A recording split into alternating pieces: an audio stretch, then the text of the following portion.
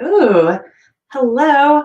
I'm here. Let me sit, and I might actually be visible on camera a little bit. If I lean in and do this. I'm adorable now. This is how a 40-year-old obese white woman tries to be adorable. I am Chloe, and this is day 3 of the One Block Wonder. I have my camera way up high in the air to get a good image of this table. And this might actually be where this camera ends up living. This laptop is going to be moved in a moment, but today I'm going to be piecing. I don't know if I should be looking at the camera. It's hard to tell because what is on the image is here. So if I do this, welcome to old people being really awkward on camera. Okay, so I am going to be piecing together the One Block Wonder that I've been working on for the last 2 days. I don't mean piecing together. I mean laying out. It doesn't really matter, but today we'll actually get an idea of what this thing is going to look like. I am using this crazy cat fabric. I did press it yesterday during the insanity that was yesterday. I will also hopefully be joined by my buddy Jess, who is going to be doing Procreate, which is a graphics design program. I don't know that much about it, but she's going to be hopefully doing that today. She's on her way home from work right now. She should be on in a couple of minutes, so we'll see how that goes. And for now, I'm just going to move. Oh, you know what? You're going to lose my image for just a second while I switch how my computer is hooked up. So I'm just going to unplug it and switch this cord because I don't think, well, maybe I do. Let me see. Oh, I do. Did I literally move that as I did that? Oh my God, I did. This thing is way up in the air. So let me, I should have known better than to try to do what I just did. That's basically what just happened, is I was smarter than that and I did it anyway. So I have made a nice home for my laptop, high up in the air, exactly where laptops love to be, right? And I'm gonna fix this camera right quick to tilt it just up a little bit more so you're not seeing that dead area. You're seeing my mouse and fabric. There we go. I like that camera angle, at least for today. So, am I happy with everything else except for this? Oh, the mouse isn't even on screen. Woo! And the edge of this screen is here. I'm going to grab something to mark that so I do my best not to be an asshole and run off the side of the screen constantly, as I tend to do. So, edge. Okay. So, I am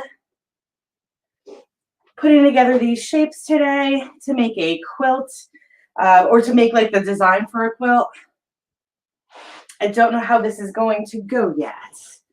I realized last night that like I was up much later. I was up like 5 hours later than I should have been last night. Just thinking about how awful the world is. And, excuse me. And in that thinking, I realized that like my initial plan for this layout wasn't going to work. So, I, oh, Sandy just asked me what CBD is. That's okay. Let's see. We'll get back to that later. So I've got 21 of these motifs total. I'm making a tapestry, so this can be like any flipping size I want, but it does obviously have to be like mathematically sound. So I was thinking doing 3 by 7. And then I realized that the way that these stack together, of course, is like this. So let me lay out a few of them and explain where my dilemma is.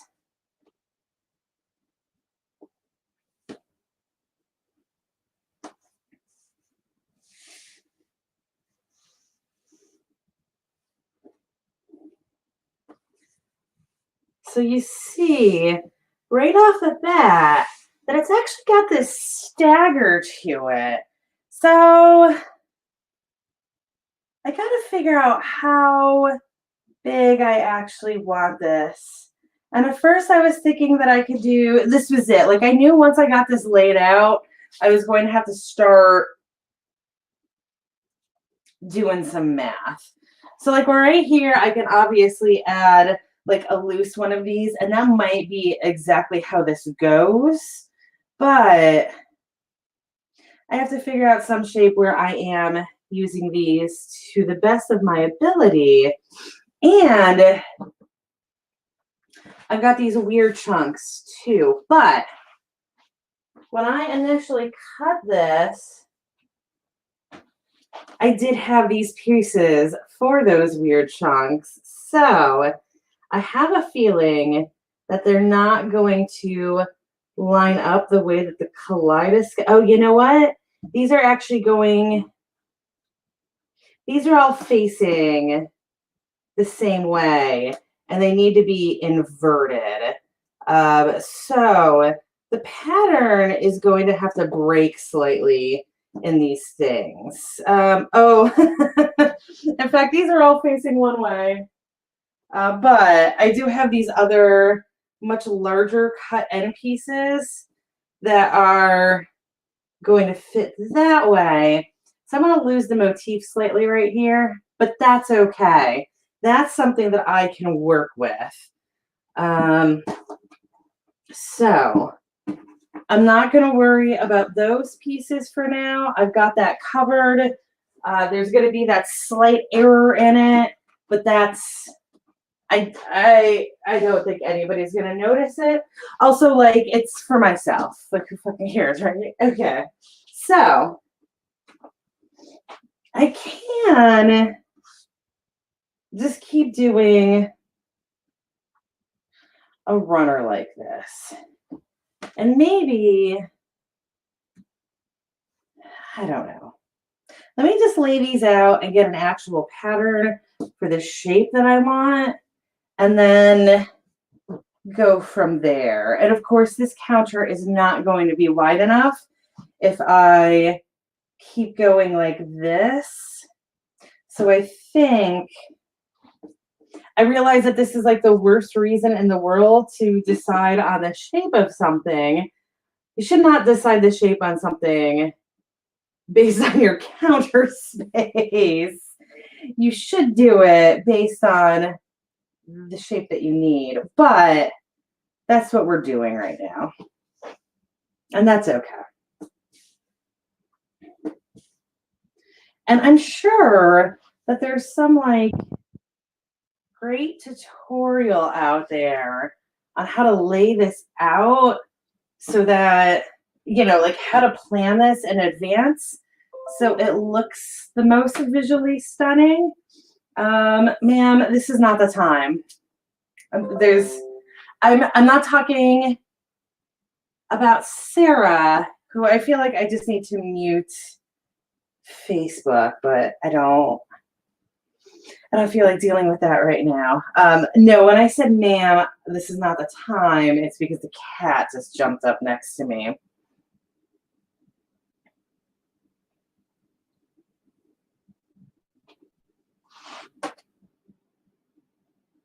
So the good news is this is going to be a bit bigger than I thought it was going to be. The bad news is it is a bit bigger than I thought it was going to be.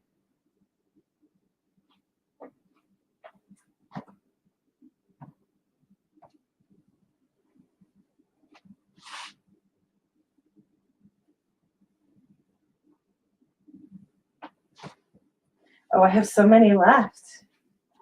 Why did this math not work out how I wanted it to? That looks like a hot mess. It's okay. Don't mind me.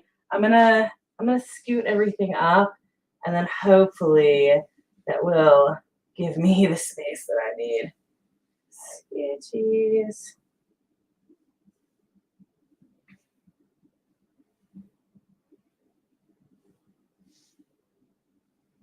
So the trick with this is supposed to be, I believe, that I match up like colors. And of course,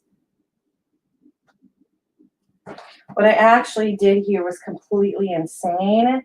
So there are no like colors for me to match up. Here's another problem, is that my numbers just didn't work out right. Because I need two. I need one for here and one for up there. Oh, Lord. In fact, I need three. And I don't have that. I don't know how I'd even make that.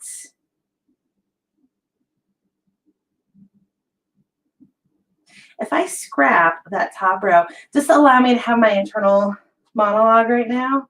It's okay. If I scrap that top row,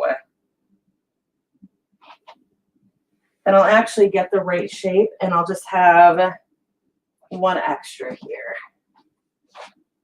that didn't get used. I don't like the shape of this, though. It is so aggressively square.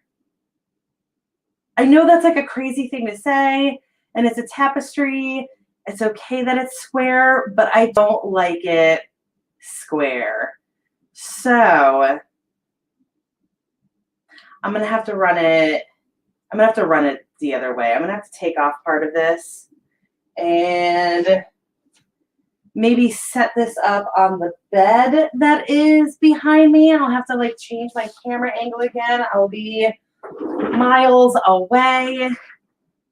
That might be for the best, though, to get a good idea on if this is visually attractive. So I have this bed. It is right there. It doesn't have a bedspread on it. Oh, Lord. Also, because, ooh, don't mind me. I'm fine. That was the camera, not me. This is why I should have been standing up on a step stool. So take like 17 here.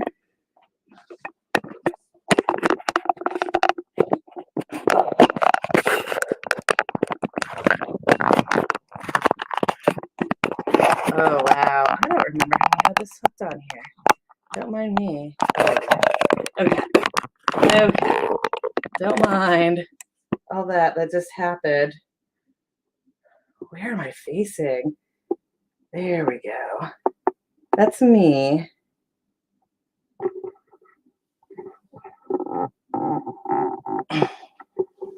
Extreme close-up of me. Do I like that? I think if I tilt it just a hair. I can see my cake decorating supplies in the background. Still see the cake decorating supplies in the background. Also, I'm not gonna move my camera that way for the obvious reason of the nightmare that I'm going through right now. But my cat is looking majestic right now. And that's rare for her. She just happens to be in the camera lighting. Okay. So I'm going to transfer all these pieces. You guys get to see me a whole bunch finally, right? I mean, you're mostly going to see my butt, and I apologize that of all parts of me that you're going to see, it's the butt. Also, I promise that this bed does have a bedspread, even though it's not on it right now. It's okay. So I'm going to start laying this out, and we're going to see what happens.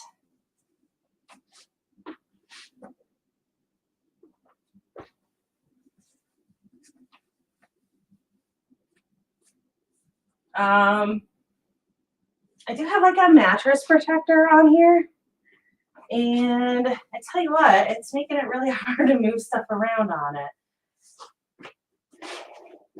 So again, I'm just laying out this shape right now, and I apologize that y'all can't really see it.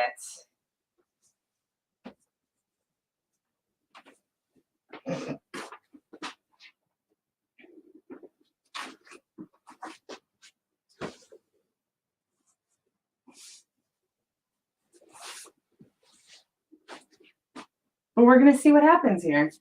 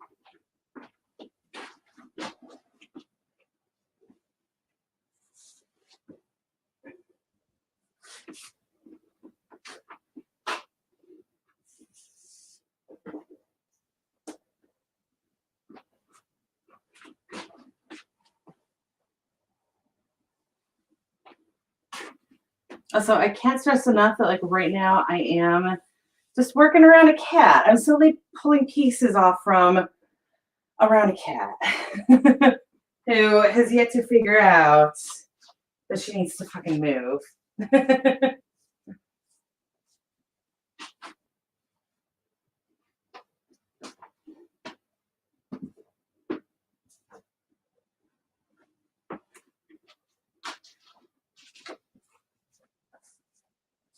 So I do think that this is the better shape.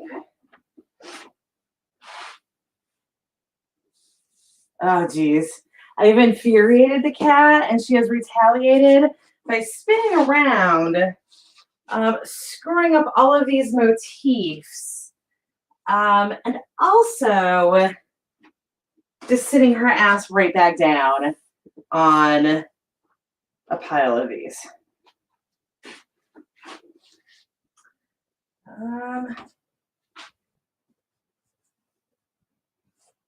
Oh, I don't. Well, let's see what happens.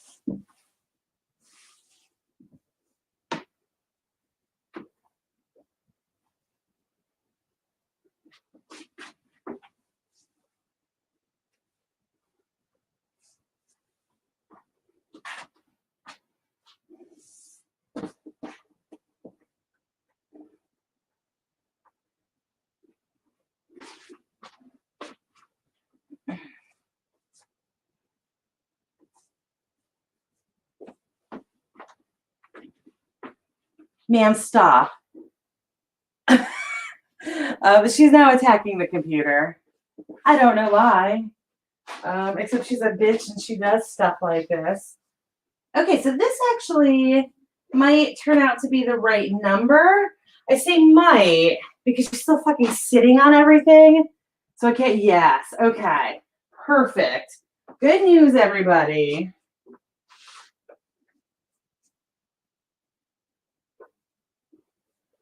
No, no, no.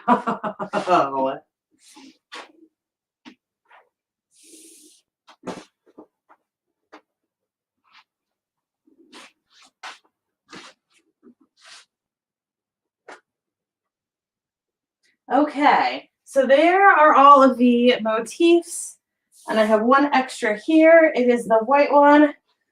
So I'm now debating my color pattern, and being me, my automatic inclination is to put all of those bright colored ones in the center, and then build around them.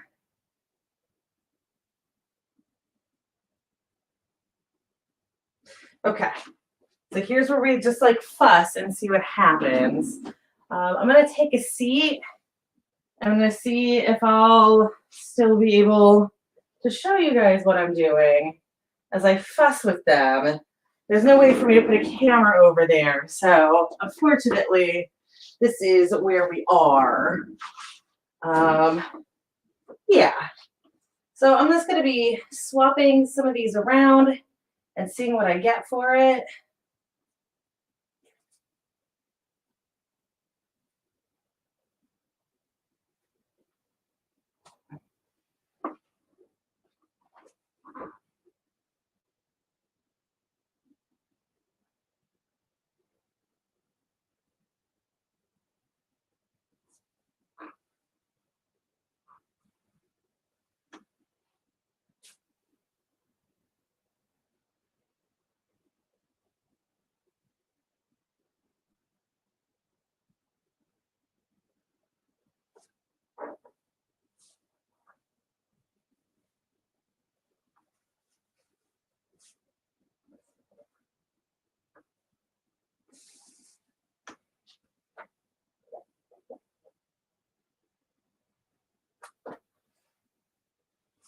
It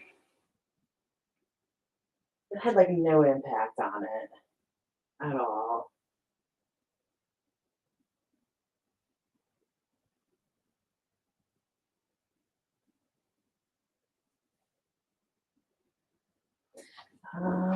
This bottom. This is it. This is, as far as I can tell, how this works. You just kind of do trial and error on these and see what you end up liking. Again, I now understand so much better why they recommended using fabric that's like, that is colorful but kind of stays within a family, because it's really hard to say what any of these are now.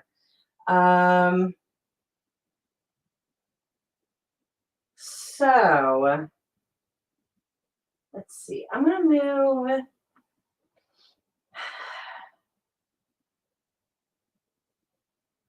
I'm gonna put the dark ones. I'm gonna try to keep dark on the sides and the lightest ones toward the center.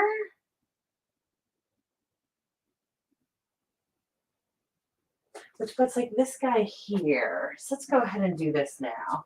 So he's gonna go there.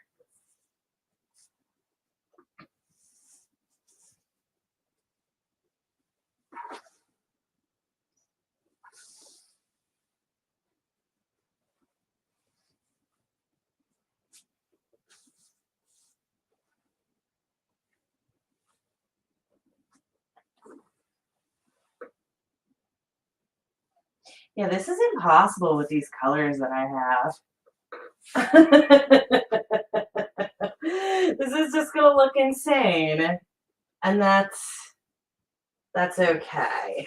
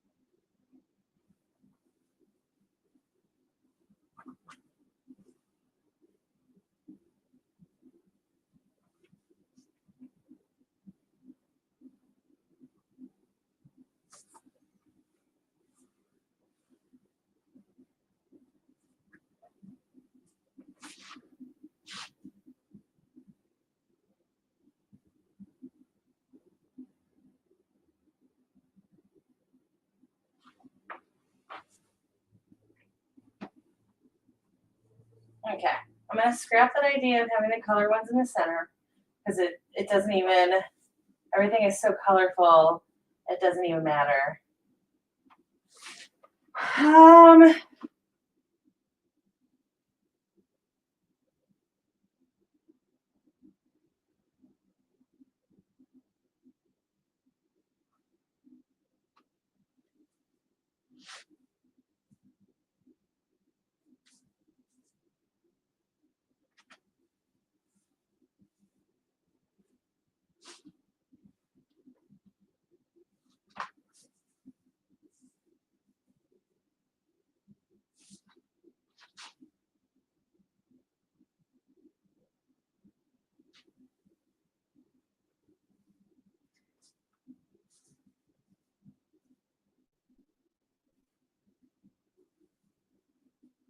Let's see, 1, 2, 1, 2, 3, 4, 5, 6.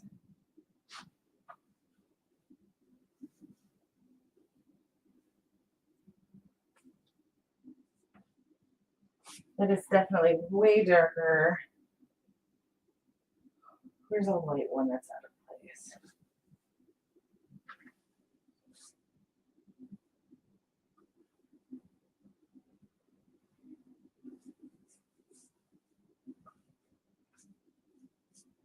This thing is like possessed by the devil. I'm not even gonna lie, it's insane. Okay. Clearly that guy needs to go. So,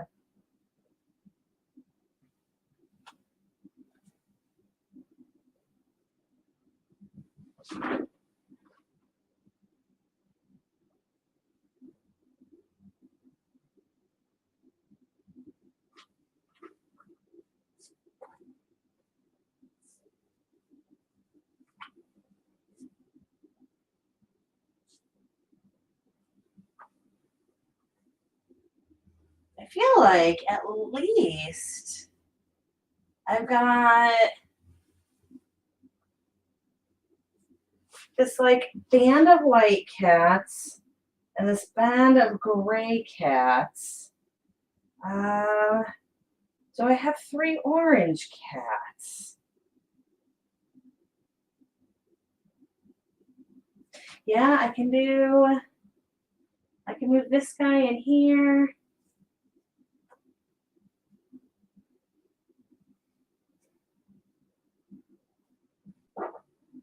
And we'll put this dark one here.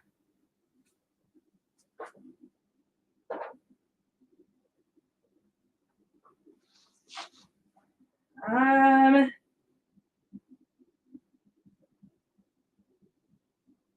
feel like I want these to be on the other side though.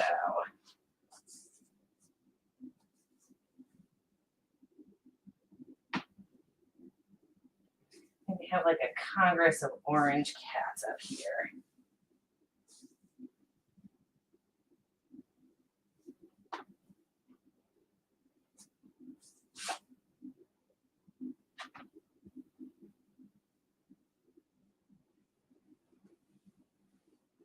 Actually, that's kind of a gray cat there. Can I bunch?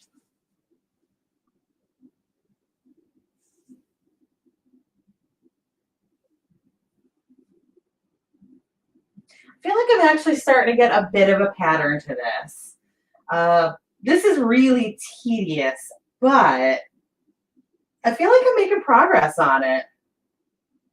I feel like I'm going to move every single one of these 74 times as I do it, but I feel like it's going to be okay. Because I'm thinking if I make it go from like white to dark, I've got the whites and I've got the grays, the like lighter grays and the oranges. I can kind of move this real dark gray over there. And then I just have to like figure out which one is going to split the difference best for like which one needs to be this end piece. Because that end piece is dark. So I want to keep it with like dark ones. But I feel like I need to go again from like white to black on this.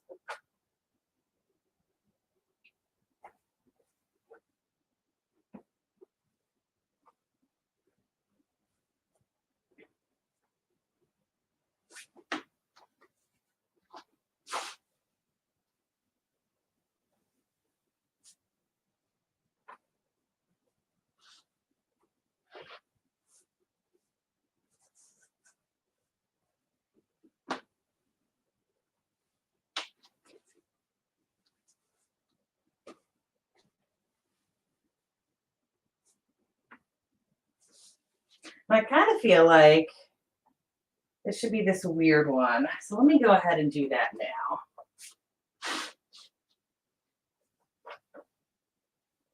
This will just like be like a weird cap piece on it. Because I don't see anything that's like got a really confusing split on it. So those were the white ones. I know this one I'm going to want here.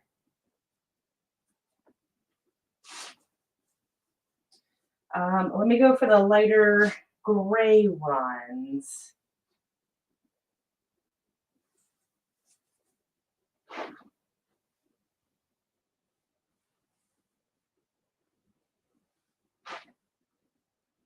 They're certainly going to be on the darker end.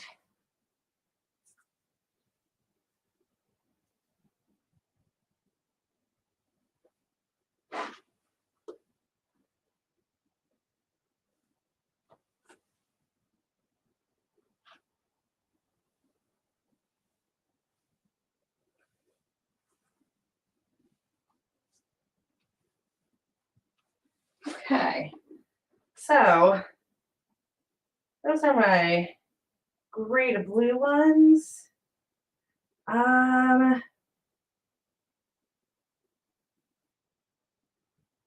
Let's get some of these orange ones in then. These orange ones, I don't know, they're weird because there are some that are like super orange, but most of them are very much a combination.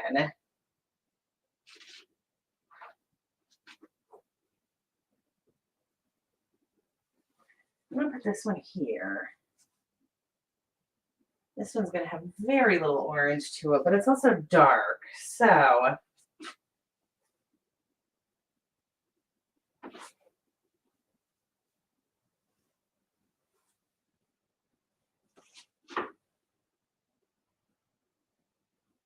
I mean, I feel like this is working. I know I shouldn't sound so shocked by it, but I feel like I'm starting to get something. Put that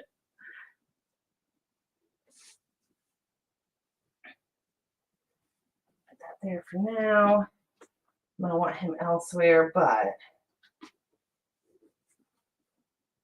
think I'm now to like the real orange boys.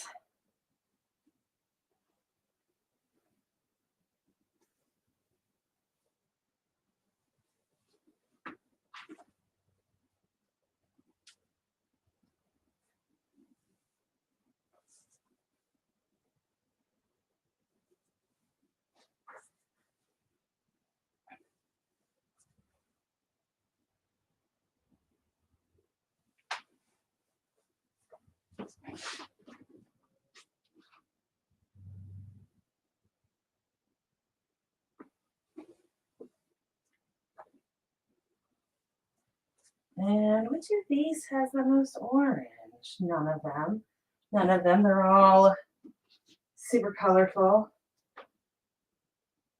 But I feel like this is okay. I feel like this piece needs to be there, and that needs to be there, and this needs to be here, and this needs to be here. Okay. So I think that's it. I think it is like schizophrenic as I'll get out, but I like it. And when I started laying these out, I didn't think I was going to like it. So I'm real happy about things right now. I know I sound completely flabbergasted that this worked because I am. Yeah. Okay. So I do need to fill in all of these void pieces. Yeah. So I'm going to go ahead and do that and get this all laid out before I actually start sewing anything. Make sure I'm completely happy with this. Also, it's important to note that I will be putting like a whole border around this and everything. It's not just going to be this. So let me lay these pieces out. So like I want to look at this on the screen. Yeah, I really like how that looks on the screen. I'm real happy about this, guys. I'm gonna check. I'm gonna be right back. I'm just gonna go grab my phone because the friend who is supposed to be visiting today, I want to make sure that she's not trying to get in touch with me, visiting virtually in this show.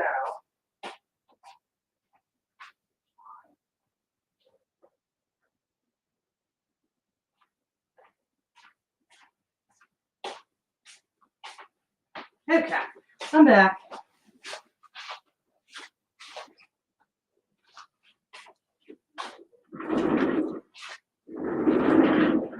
Okay, so I don't have matching pieces at all for this, but let me just lay these out. Do the blacks down here. Oh man, I hope I also don't end up short on this. I'm not gonna lie, it is a concern right now. Oh no, I'm okay. Yeah, okay, so I've got 2 more of these, but I'm gonna switch to the next one, which is this crazy owl print. I don't know. Can I get it? I don't know. Can you see that up there? Can you see that crazy print on that? It's just the cat fur, but it looks weirdly like an owl. I like it. So the owl print is going to go here. Nope, that was wrong. There we go.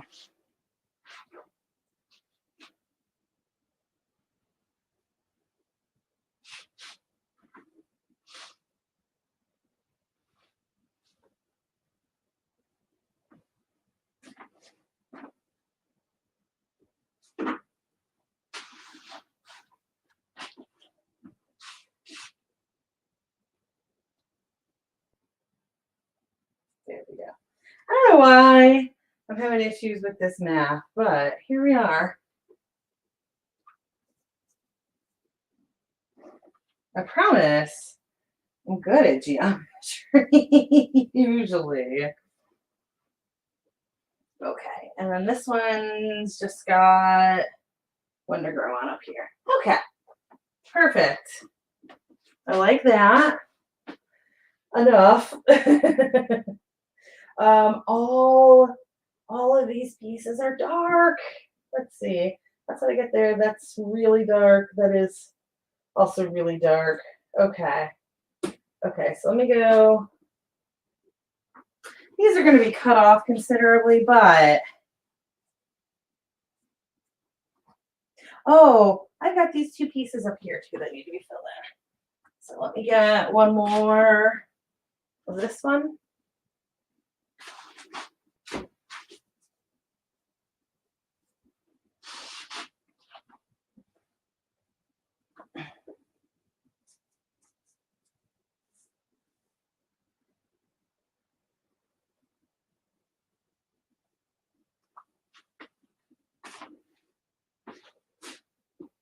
And then I'm going to go for this really floral one.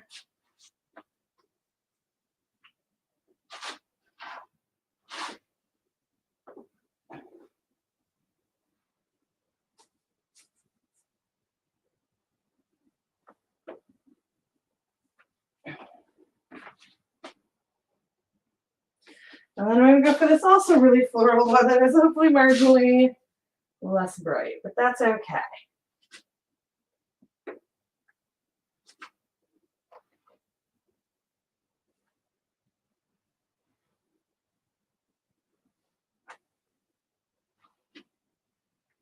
Okay, so that is my layout. Obviously, I'm not going to have these long pieces sticking off. That is just because I never cut them down to the right size. But that's what I got. And hopefully, once I get this all done, it's going to be looking real cute.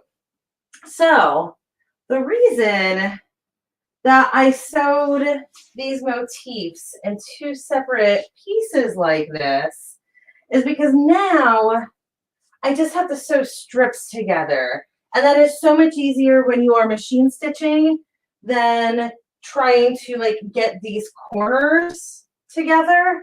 Can you even see my hand? Get these corners together. Like to fit that piece in, to fit this hexagon in right here after these two have been attached is pretty nightmarish. I mean, obviously it's doable. People do all kinds of crazy things with quilting, but I'm not here to do really crazy things.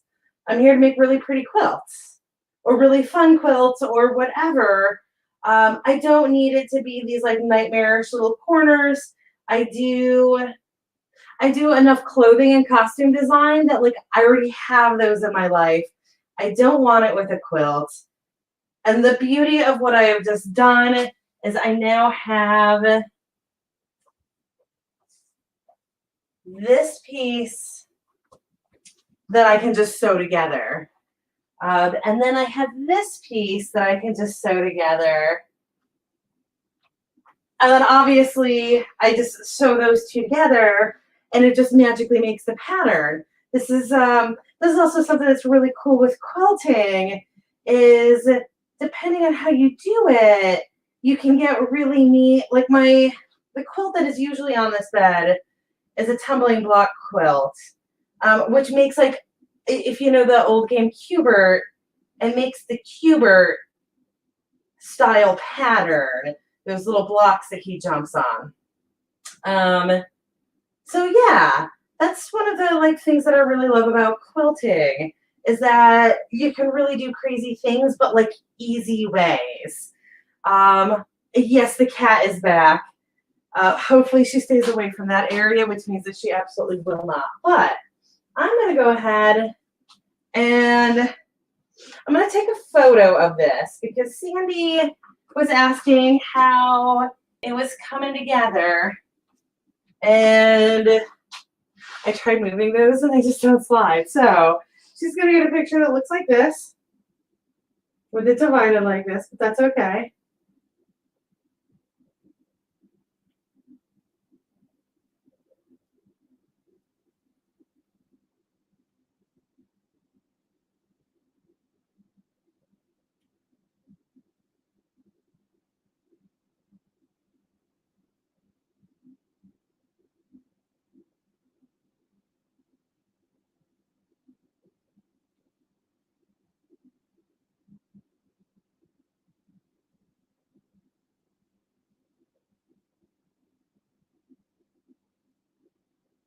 Okay.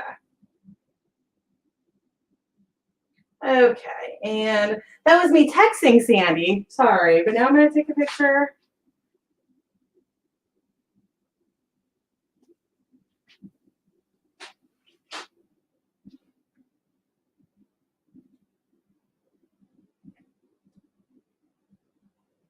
Okay. Oh no. Oh, I hit the wrong button. Oh, I hit the wrong button. There we go. I'm sorry. I'm just trying to exit Facebook Messenger. But I'm, again, old, as we've established already today. And I do dumb things and I try to do it. Okay. So I am going to move that camera again. My favorite thing in the world to do. I have so many regrets getting this telescoping tripod base for it. Oh, okay. So Jess is here. So I'm going to step out for a second to walk her through what she needs to do.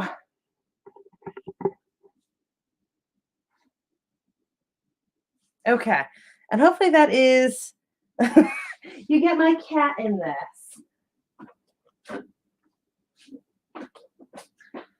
So Jess is wondering how to get Procreate to connect to this. So, which is absolutely nothing, but she is not watching this. So I'm just going to text her.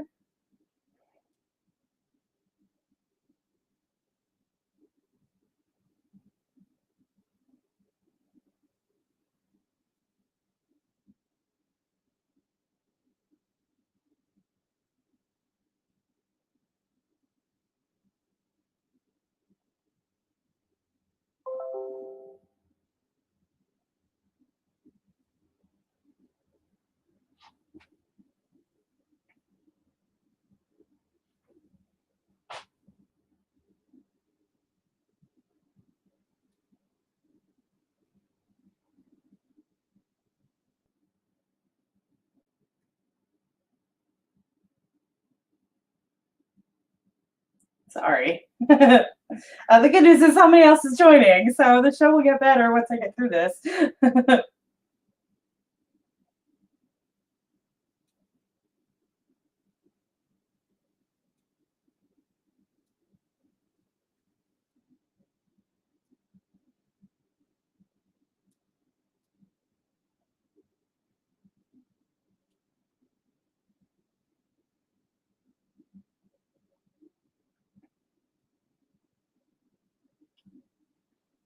Okay, so she should be here any second. And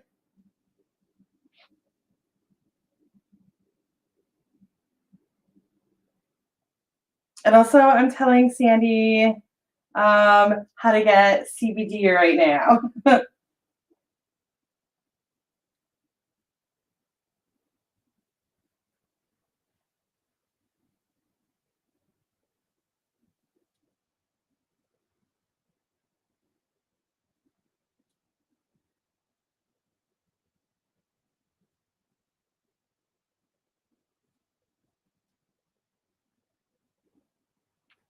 Let me stop my screen. There we go.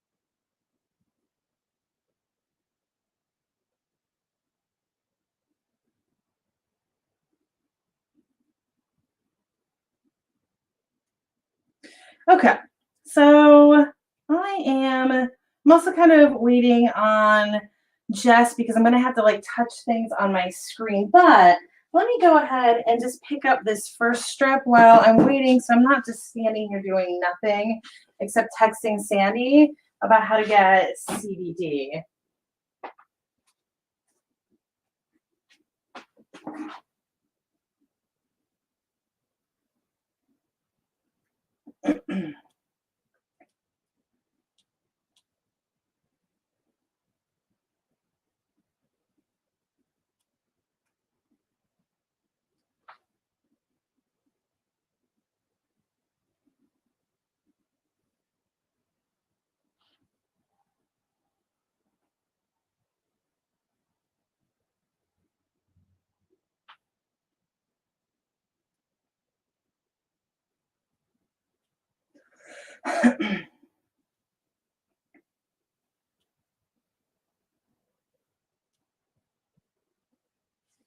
So to be smart about this, I am going to pick this up and just lay it out in front of me in the order that it needs to go in. I don't know if you can see it there. Oh, it's still, that camera angle was almost perfect. Almost. And then what I'll do is I'll just pick them up in order that I need them. So there we go. You still get the cat. You still get the project that I'm working on. And now you can see the strip. Okay, so let me turn my machine on. Again, I am using a Brother CS6000i. I do highly recommend this, but I do not have an endorsement with them. I wish I did. I feel like I need to be putting a link in the chat for this. But I am never that smart. So I've got a cat brush here. Ignore that. Okay. So the first two pieces are these guys right here. I'm just going to fold them over like that so they are face to face, which is just standard sewing procedure. And I'm going to unfold the bottom piece. I pressed all of these last night, but I'm going to unfold it. There's the press right there. That's why everything is laying so nice and flat right now. I should be talking up to the camera like that. I'll do my best. But I want to actually make sure that this is lining up. Oh, no, I don't. That's a lie. I want it to be offset slightly, and I'll show you why in a second. Is that the way I want it to offset? Yes. So the thing is that if they are lined up perfectly, then when you unfold them afterward, these bottom seams are not going to line up. So like, this is about what my seam allowance is going to be. So I want this, and if you get like the proper equipment for this, this just is done for you. I just don't have the proper equipment. So this is me being me, but that is where that lined up when I unfolded it, or when I folded it. So that is actually how I want these to sit, which is pretty even. But yeah, so that's just some weird little thing that you have to take into account when you're quilting.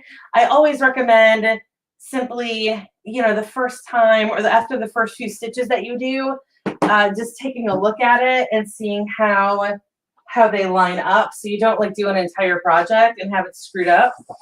Every step you do, unfold the first couple and make sure that they look okay and that you don't need to make any crazy adjustments. Also, my computer is driving me nuts right now because it's telling me that I have a message that I do not have. I don't know why it's insisting on that. There we go. Sorry, y'all. Sorry. Okay.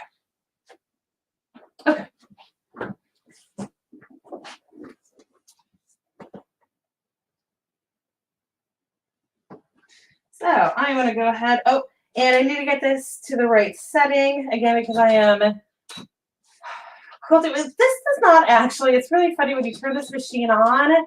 The setting that it's on automatically is absolutely not a setting that you will pretty much ever use.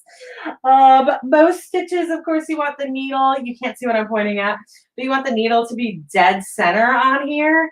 If for some reason it is skewed left when you first turn it on, you want it dead center for most clothing, and you also want it to the right when you quilt because you're doing a 1/4 inch seam allowance instead of a 5/8 seam allowance. So you want that over as far as possible so it's you don't get stuck in the feed dogs. But for some reason this starts in the far left position, but that's okay because you just change it. Okay. And I am not going to do any, oh God, words. Why are words like this today? I'm not going to pin anything at this point. Again, because it's because I'm quilting, because these pieces are so small, it really, if anything, makes it more likely to mess up.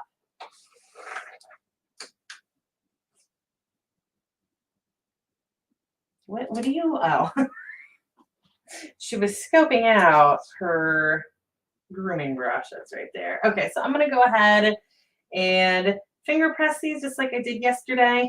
So in case you're wondering about this, when I said that I had pressed these all afterward, basically right now I will finger press these because I do want them to lay flat so I don't get things too caught up. But after like critical steps, I go ahead and use the actual iron to do them. So you do, again, have a lot of ironing when you quilt, but, you know, it's ironing. It's not anything. It's not some, like, difficult task.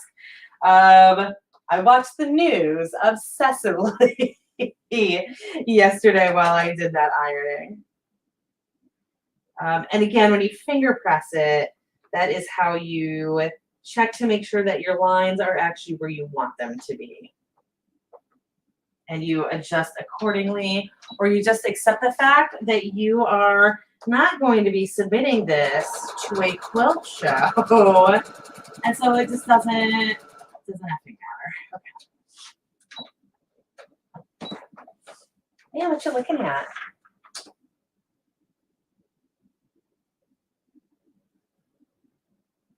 I sometimes wonder if like obviously cats don't understand us, but like they know their names. But then there are those phrases that you say constantly to cats, like "ooh, big stretch," and "what you looking at?" That you wonder if they like recognize those phrases, and obviously have absolutely no idea what they mean. I am not a crazy cat lady, despite everything that has been happening the last couple of days on this show. But I do still wonder things like that. Like if they recognize phrase, I mean, dogs recognize want to go out. I had a dog growing up. It was a really dramatic way of saying dog. I had a dog growing up that understood ice cream because my mother is a monster, and she would drive the dogs. With 2 of them then. She would drive the dogs into town to get Dairy Queen. And yes, everything I just said fully implies the truth of the matter that I lived in an area so rural that we had to drive into town. And my mother would drive into town to get the dogs Dairy Queen. She would also have us drive the dogs into town to get Dairy Queen. She would pay for it, which was nice. If it was me, like obviously if it was it was my dad or me and my dad, then dad would pay for it. They have the same money, but it wasn't. We didn't have like one of those. Our parents didn't split their money in any way. So, anyway, so she would send us into town. Oh, hold on, Jess just sent me. Jess is sending me a picture that something is going wonky on her end, and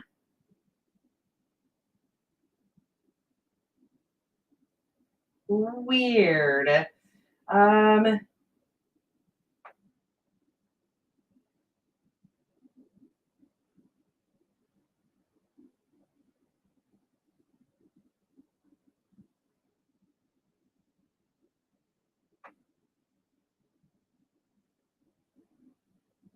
okay.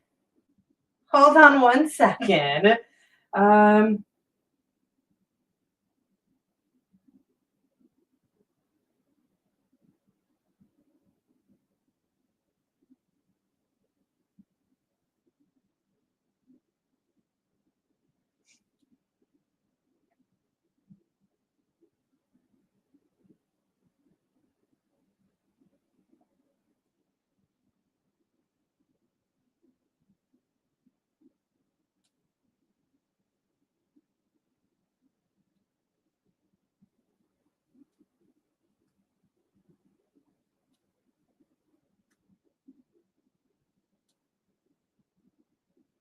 I would.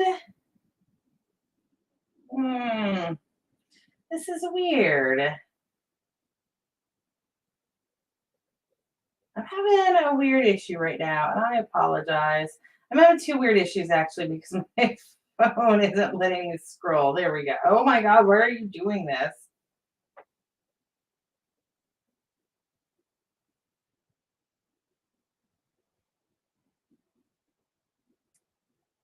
Sorry. The hell was I talking about? Oh yeah. So we would we would take the dogs to Dairy Queen, and like I would always get something for myself, but my psycho mother would go there only to give the dogs Dairy Queen. She would not get Dairy Queen for herself because she was on a forever diet. So my mother would literally drive 20 minutes to the nearest DQ and just buy two kids' cones for the dogs. And there is a postscript on this, as all good stories must have. At one point, my mother thought one of the dogs had cancer. She was petting the dog one day, and she felt this lump, and she was like, "Oh my God, the dog has a gigantic tumor. Go to the vet, panic immediately." The vet pets the dog, looks at my mom, and says, "That's a love handle. What are you feeding your dog?"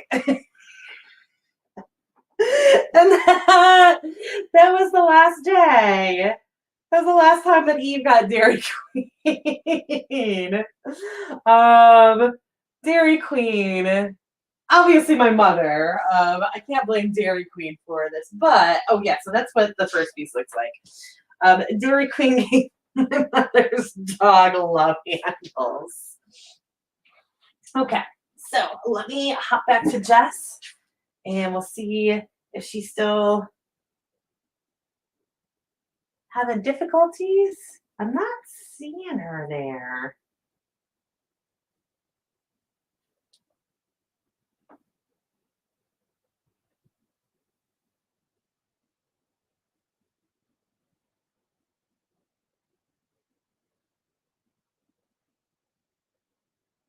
Sorry, I didn't mean for this to be like a stream where I was dicking around on my phone the entire time.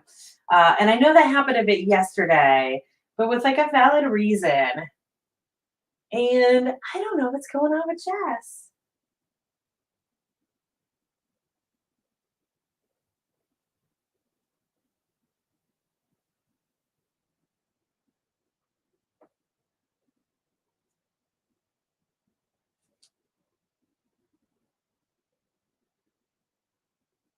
Okay. I don't know what's going on, but I'm going to go ahead and pull the next one and keep on going because I don't have all day to dick around on this quilt. I got other stuff I need to do today.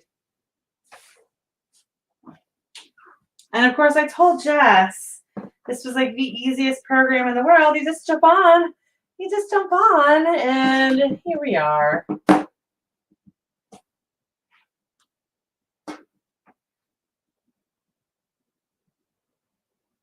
And every time I look at my computer, I see that notification from Jess that she's sending me a message, except she's not. It's a message that I've already seen on my phone. But it is slowly driving me insane. Because I'm like, oh, maybe she's messaging me now. Maybe she's messaging me now. Is she messaging me now?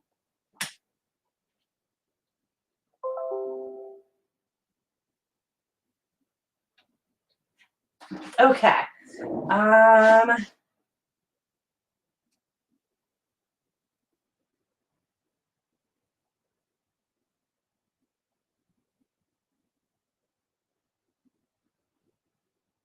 Okay. So I have to do something on my computer different to get Jess in here. I'm going to attempt a Google Hangout. Ooh. And we'll see if I can get her here.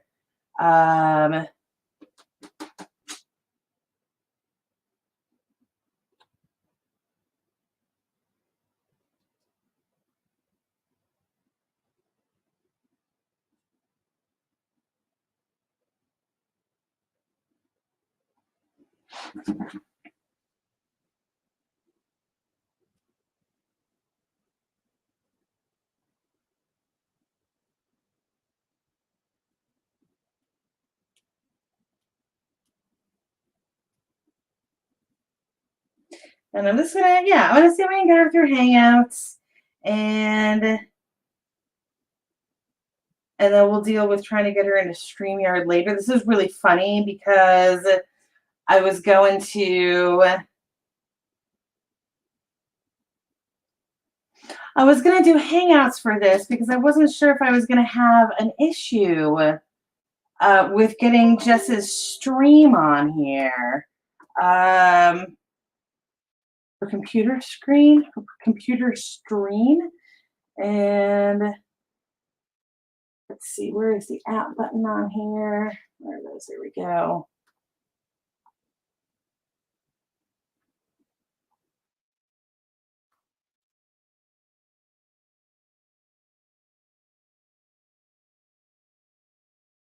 Okay.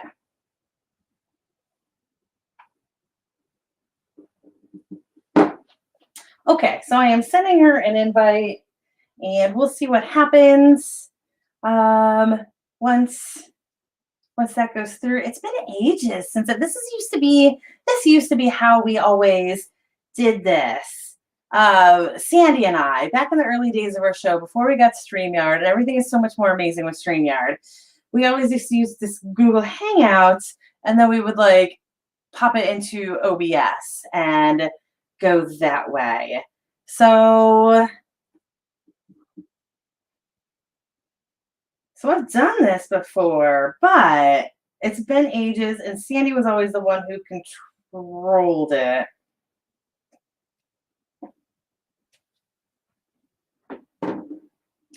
And then once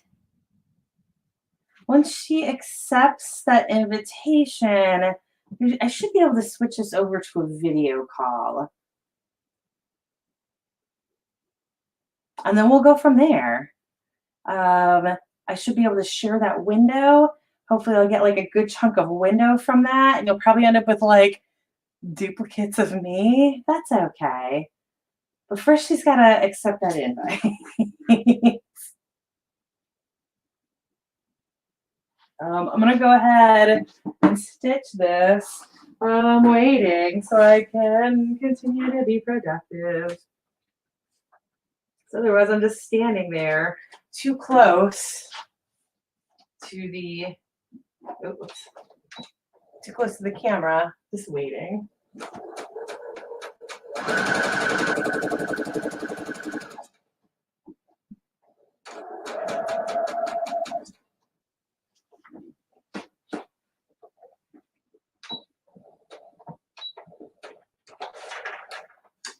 I'm also just kind of wondering if she's having computer issues on her end, because this is weird. We've never had an issue trying to get StreamYard open.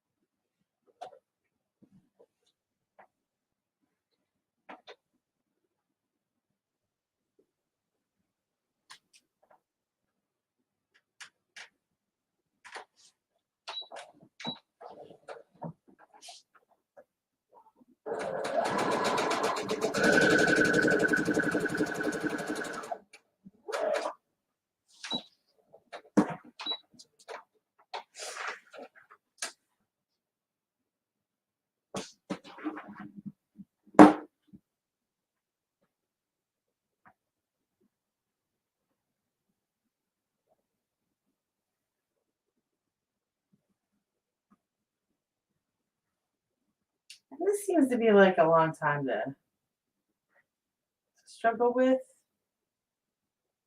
with getting into Google Hangouts.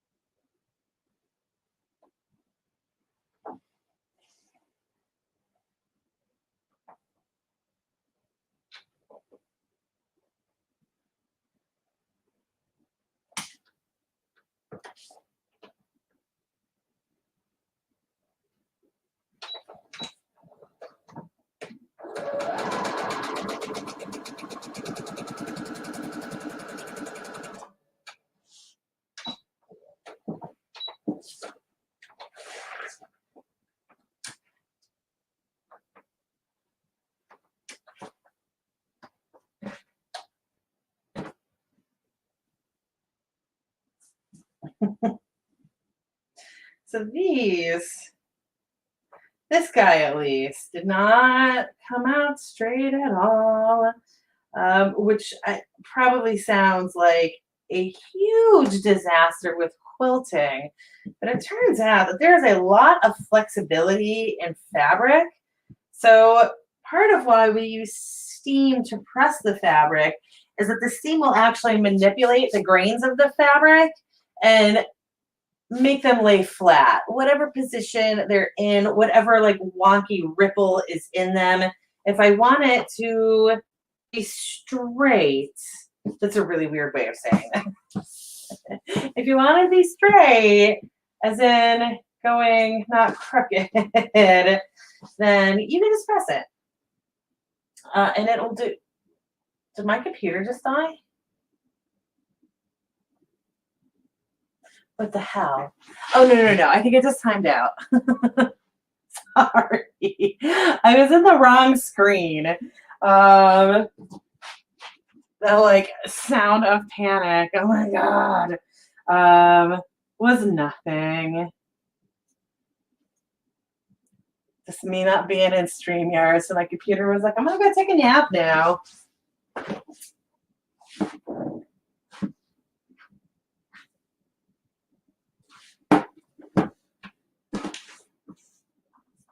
Okay, so last piece, the It's funny because this is going to be like a kitty with ears coming out of the side of its head. I wish I could tell how big this was for you guys, but that's okay. I guess it depends on what kind of computer you're on or what like kind of screen you're looking at. For me, it looks like itty bitty tiny, like there's no details whatsoever happening, but I feel like that is not the case.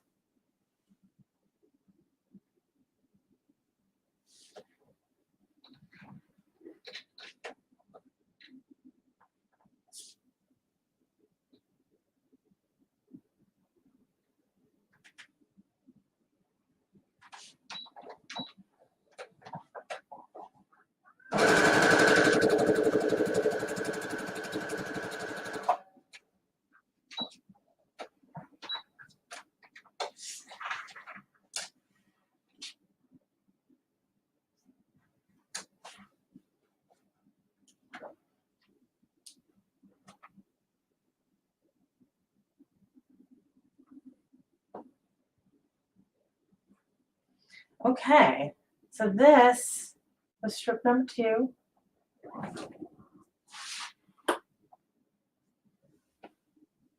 And those go together like that.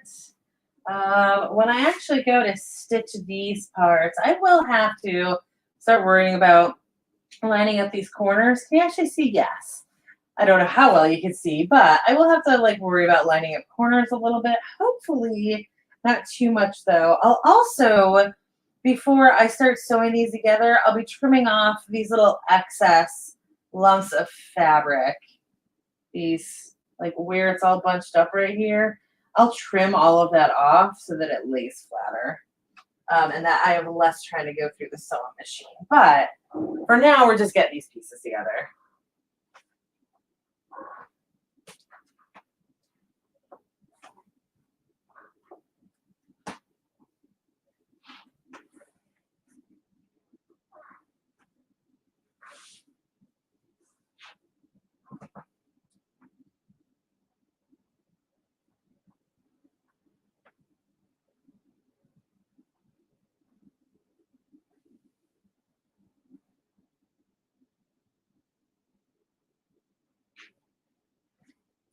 I'm gonna text Jess and make sure she's okay.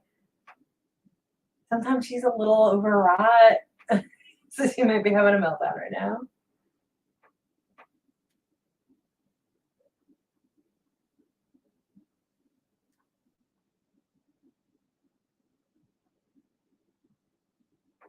Okay.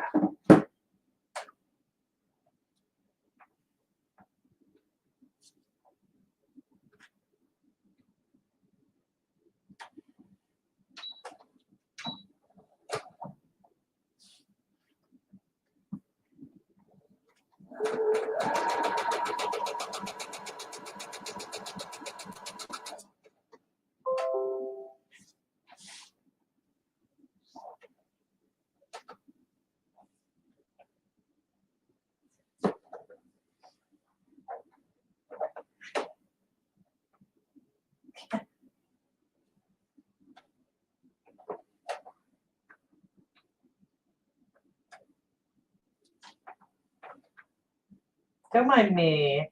I wasn't paying attention and I wanted to fold this under so I could sew a little bit further. And I forgot to, so I'm trying to do it like while it is under the foot pedal. And that's never the way to handle this.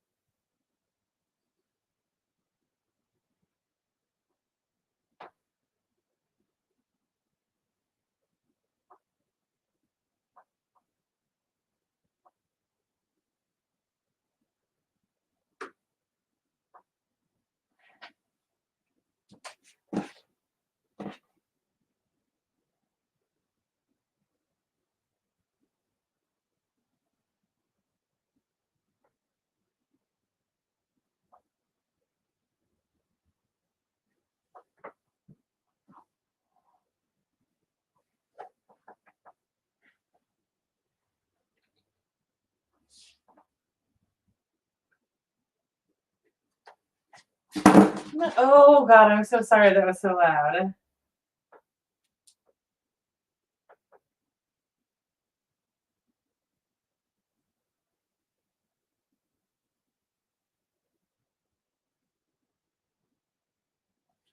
She's on an iPad, and I don't know if that makes any difference.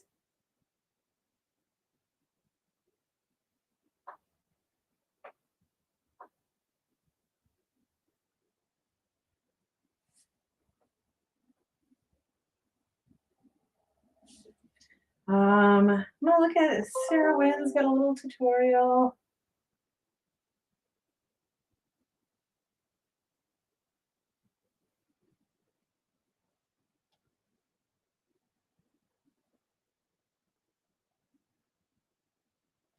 I'm gonna watch like a minute of this. It says at a minute 03 there is a thing on what you need. I don't know what you would need anything fancy. Let's get right into it. So, in order to access StreamYard on your mobile, you need a couple of things. Firstly, you need to have a StreamYard account. So, you need to set that up. It's probably easier to set up on desktop where you need to register for an account with your email address. After you've got your email and login, you need to go to Safari. At the time of this recording, it doesn't work with Chrome. They'll redirect you back to Safari. So, you need to open up Safari. In the browser, type in streamyard.com and then log in. So once you've logged in, this is the screen that you see. So this is my iPad screen, so I can walk you through what it looks like and how to actually go live from StreamYard on your mobile device. Now that we are logged into StreamYard on Safari, you want to select Create Podcast, and I can choose the accounts that I'm connected to. So I'm going to put title.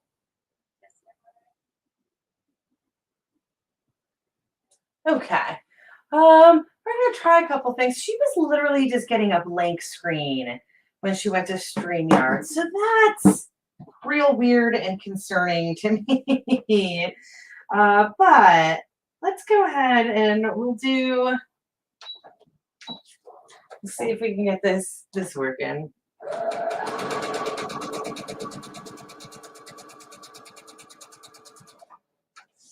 In the meantime, I quilt.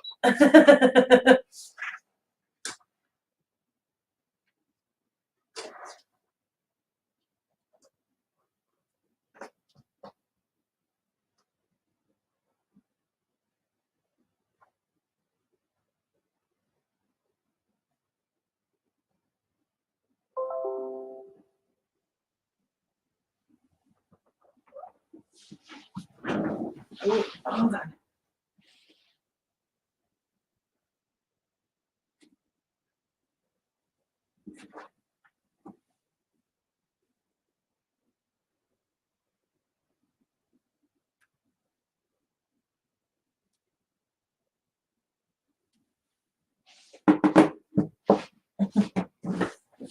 She just asked me what my Google name is. I don't know.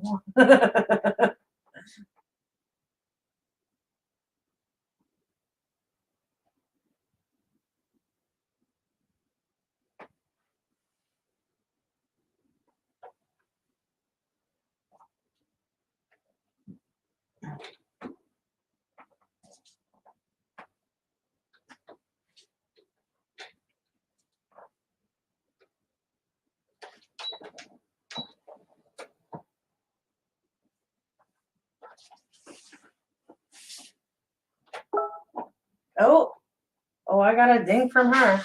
Okay, so let's see if I can actually get this going now. Join me in a meet video call. Woo, okay.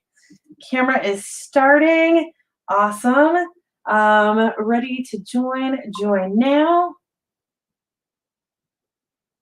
I don't know if Jess is here yet. It looks like Jess is not here yet, but we will see what happens. So this is going to be funny because you're going to see duplicates of me, except I'm going to be facing the wrong way. But I'm going to go ahead and share my screen and see if we can get Jess in on this. So, Oh, whoops, that was not the right screen though. How do I get to that screen? Let's see. That was incorrect. Stop screen, share screen, Chrome tab, that crazy thing. Okay. Okay. So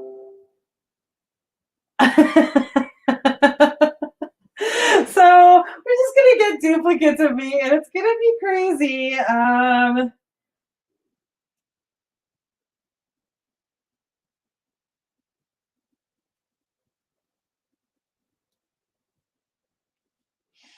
And then once this happens, hopefully I can just do, or Jess can just do that present now. I'm not really super familiar with how this program works, but if we do that, then hopefully like it's going to be a weird little window that you're looking at, but hopefully it'll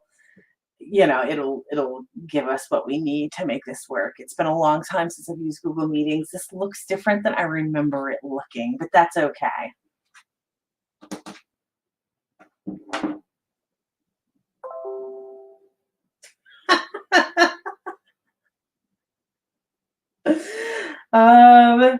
She's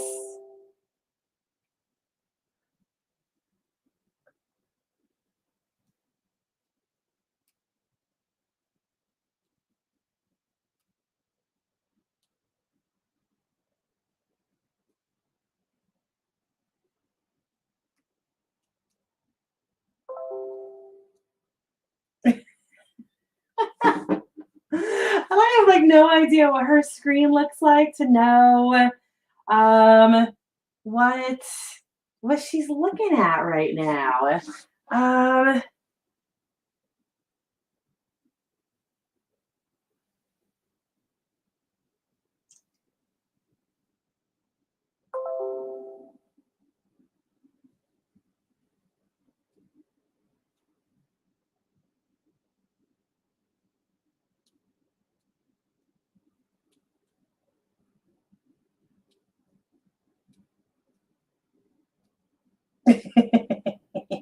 okay. So we might be about to have a Jess.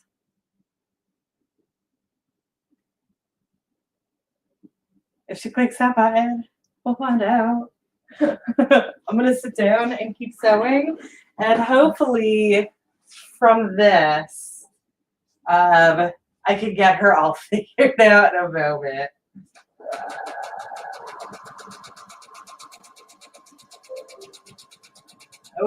But that was her texting me.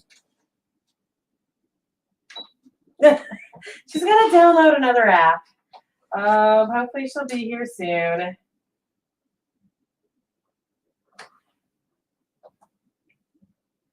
In the meantime, we're just gonna keep on quilting, right? Keep on quilting on.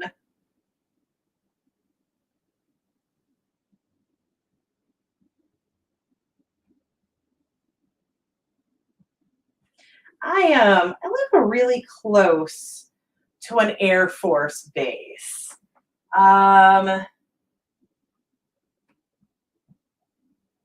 Like, yeah, like close enough that I could ride a bike in a reasonable amount of time. I wouldn't walk that distance, but I could definitely ride a bike that distance. So we get a lot of plane noise. We're also in a city, of course. Marietta is a suburb of Atlanta, but it is a city in its own right. Atlanta is so big that its suburbs are also cities, which I mean I know is normal for any big city, but you know, in case you think that Atlanta is smaller. Oh, there's Jess. Jess, you made it. It's a forever. It's like I download so many apps. Yeah, we'll have to sometime we'll have to figure out what happened with StreamYard because I feel like that is absolutely going to be the easiest way of doing this. I'm kind of importing this into StreamYard right now. If we can't get StreamYard to work, the next time there is another program I can do that's like better suited, for Google Hangouts, but I feel like, it would be easiest if we did this through StreamYard. Also, I have no idea what your screen looks like to know how you share screen on it, but you should have an option somewhere. I mostly just see you. Oh, and I'm in the corner. Okay. Yes. Yes. Can I move me? I am also in my corner. I wonder how you do that now. Let me. Okay, got some options. Okay. Share screen. Yes. Is that an actual? Oh. And then. Start broadcast. I don't think so. It should be. There should be. There's. Oh. You're presenting. That could be it. Did that take you to the app that you wanted to go to? Right. It looks like it's loading right now, or not. What do you see? You're sharing your screen. With Yes. everyone? Okay. Yes. This is exactly what you want. Because now you can just go to that program to Procreate, and you can do that while we're talking. Nice. Okay. Oh Yeah. wow, that took a long ass time. And what's really funny here is that for like the people who are watching it, they basically now have like 3 iterations of me on the screen, but that's okay. Yeah, that's okay. We're gonna do this crazy layout. Because you're also, does yours, will you be keeping it in that portrait mode, or will you be going to landscape mode? Like, I don't know. Are you gonna be holding it like a phone or like a laptop? Oh shit! I actually turned the whole thing a whole lot. Oh no, that's fine. It's just gonna hopefully fill the space better as you do that. Okay. Yeah. So like now I'm seeing your screens. Sweet. Yeah. This is fun. So I don't actually know anything about Procreate. Unfortunately, I'm gonna have to have this on like the worst flipping screen to watch this on. So is Procreate just like the iPad version of Photoshop, or is it something different? I don't know. I've never used Photoshop, but honestly, I was just on TikTok a lot, and I've seen so many artists using Procreate, and I eventually convinced myself to do it. Awesome. I'm learning. This is my first time doing anything without a tutorial. I actually just did a tutorial. Like I actually paid for one. I did one of the Udemy, the online courses thing. But I did one of those for GIMP, which is open source Photoshop basically. And it was worth like every flipping penny because I had been using that program for years, and there were so many features that I had no idea that made my life so much easier once I took that damn course. Yeah,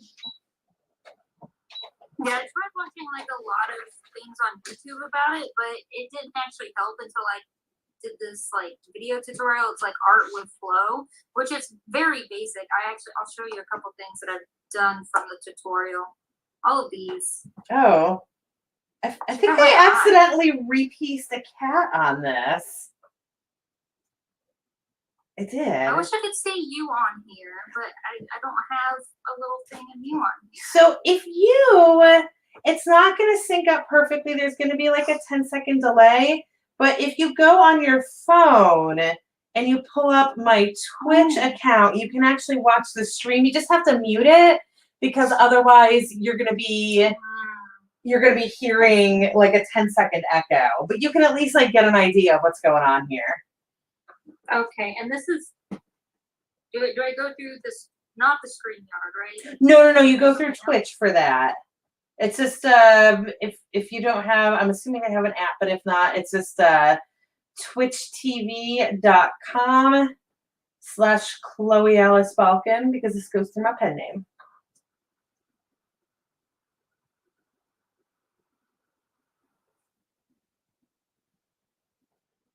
But yeah, so this is day 3 of this quilt for me, which is not even like it's literally just a tapestry. This is kind of an insane amount of time to spend on a tapestry, but this is something that I've never done this style before, and like basically my first 2-hour session was a complete waste.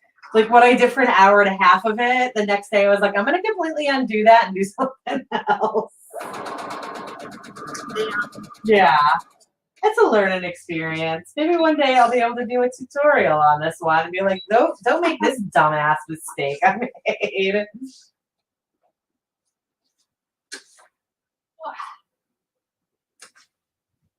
Okay, now I'm just getting caught up in the loop of computer struggles. Yeah.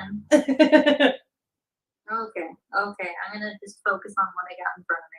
No, that's fine. But yeah, I totally get, like I had watched all kinds of videos on how to do specific things in GIMP before and never really learned anything. I learned how to do that one little thing, but it didn't really help with my proficiency in the program any.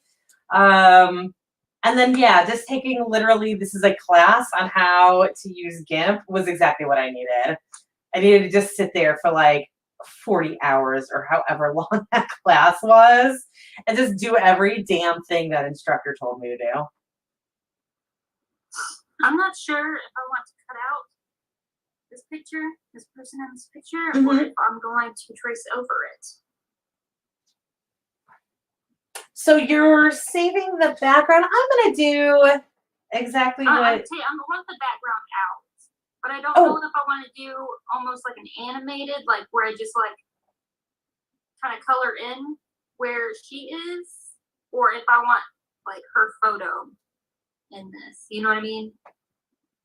No, I'm sorry. I think maybe I'll try cutting her out first. So you're saying, are you going to cut her out or erase the background? Oh yeah, cut her out of the background. So I would just have her on. Got it. Okay, I get what you're saying now. I just the phrasing got Or would I on me. like go around and like draw and shade? Yes. Have her there. I'm not sure. Is that something that you learned how to do in that class? No, this is that I have not done any of this. Okay. So this is something that like I know how to do it on GIMP, and GIMP has like all of these really amazing tools for how to do it, and I have no idea what your toolbox is for Procreate. So on GIMP, I've got this thing where basically I've got a selection tool that I can just pick the edges of where I want to save is, and it kind of auto snaps to the shape. And then there's this other tool. Oh shit. What? That sounds amazing. Yes. And like, of course, it's not perfect. Like, none of these are, but like, you just get really neurotic and you go into it and you get it all perfect. And then it has this. But you get like the majority of it done. That would be Yes. And then the thing is with that is then you pair it with this other thing that is basically a brush cutout.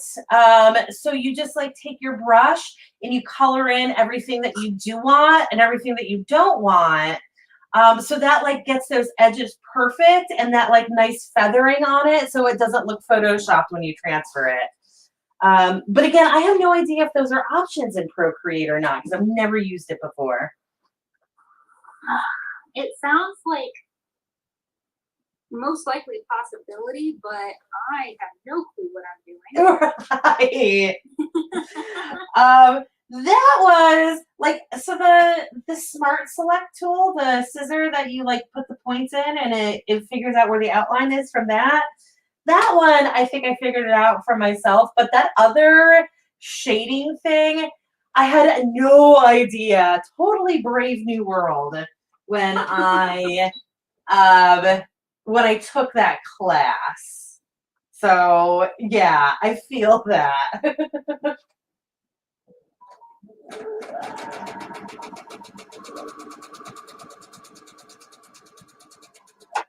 So are you baking now? Are you still at Publix? Holy fuck. Sorry, what? Yes, I am baking now. Okay.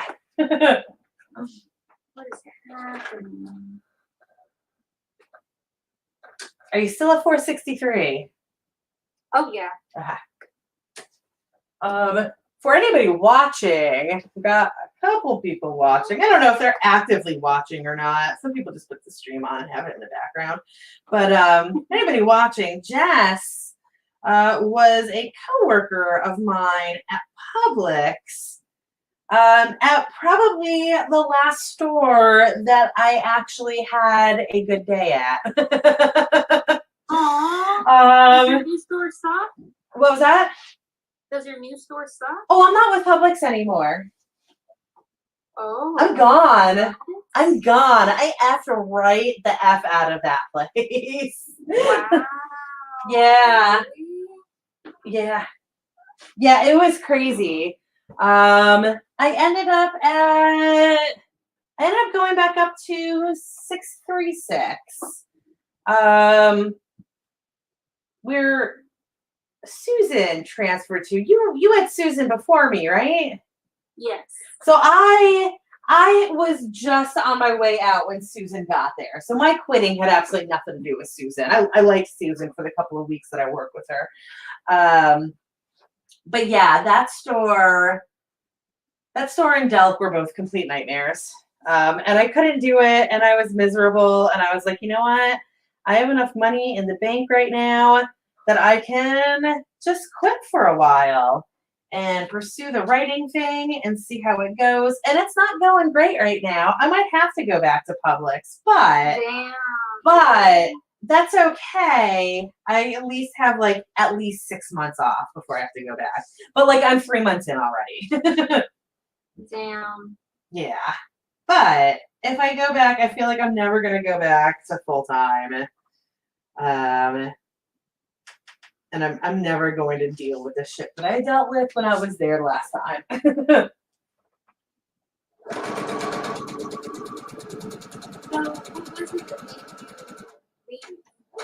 what was that final thing?